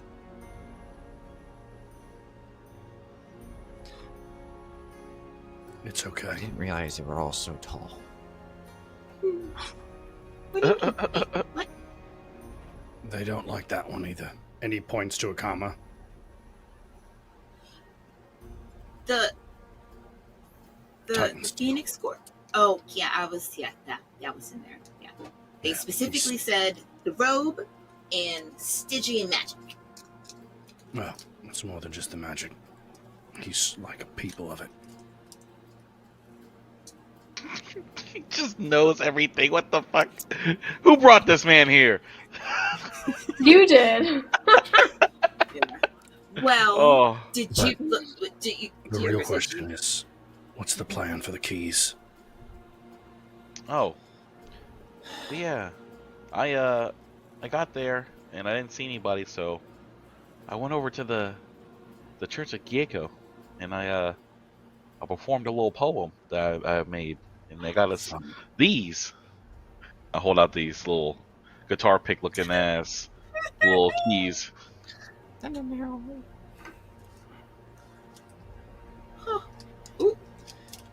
Healith opens his hands and shows off the rings from the Church of Trials. I got keys as well. They want me to fight Jorvin and beat him for the keys to actually work. Huh. Hmm. That and sounds. he hates you, and has armor charged by a literal god. Also, Not that one. that was in there. The others do. Not that one. Oh, Oh. maybe I Huh. should have just asked you. I could have saved a lot of time. Well, either What case, else do you know about them? I just know that that one doesn't have Titan steel armor. He has some of that war gear, but it's something else. What about the sword? That's Titan steel. That's a gift, though. He's a squire. Oh, so you're saying there's a chance? Jorvin's a squire, a mentee. Oh, Oh, so he's still in training, Healith.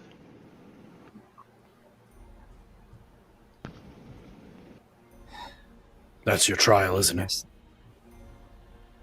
Yeah. It's my trial. To fight him and win. Does he still have to do the trial, even if we don't use the keys? Depends on what his contract said. Sneed stands up though and walks over to Healith, and like not like aggressively, but also not aggressively. Like puts his hand on like the back of Healith's neck and just starts like pushing him out the door. We're going to train. oh. And we're going to win. And I go off to train. Third time's the charm. And on I was that about to note- say, I'm sorry. Good. I was about to say, if this man reads if my memories are read for the third time today, I'm gonna lose it. No, I'm tired of it. Everybody's seeing my shit, man. he's Why like, is everybody can see my memories? I don't need to read your memories. I have the Book of Helix. Chapter 2. No. But on that note, with Sneed and Heath heading to the training grounds, the rest of the party hanging out in the house, the Andrews not vampires. That is going to do it for this episode of Cinematic Epic. And oh boy, oh boy, oh boy, oh boy, oh boy, do we have a doozy of an episode coming up. Oh my goodness, I love it. The stage is set. There is big things on the line. Is our party appropriately ready for it? Who knows? But there is one bit of homework that the party is going to have. Each of you is going to have to prepare a favor. As round of applause, you were able to meet the requirements. So each one of you has some homework to think of. What would your character ask a favor of? Is it personal betterment? Is it narratives? Is it secrets? Is it stories? Is it information from the benefactor that this information, help, or boon comes from? Or perhaps an item. You know, maybe you didn't get to go shopping. So be thinking about that. On a different note, I am going to give each one of you one minor cinematic token for today. I think everyone did a great job playing their characters, bring their characters to life, interacting in different things. And that minor cinematic token is in fact going to be a medium cinematic token for a comma for performing his haiku. Hey, I appreciate the effort, you took me there, we got there. So with that though, the stage is set and we only have the dice to roll. But until we are ready to roll them, I bid you all adieu. Thank you so much for watching, whether you watch us live or you watch us after we have already aired. We love you all the same. You're wonderful, and I can't wait for the next episode. But until then, have a wonderful time, and bye-bye.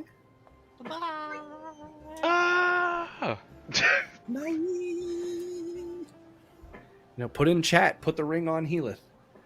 Oh no! Oh my God, no! He always stay having rings, son. No.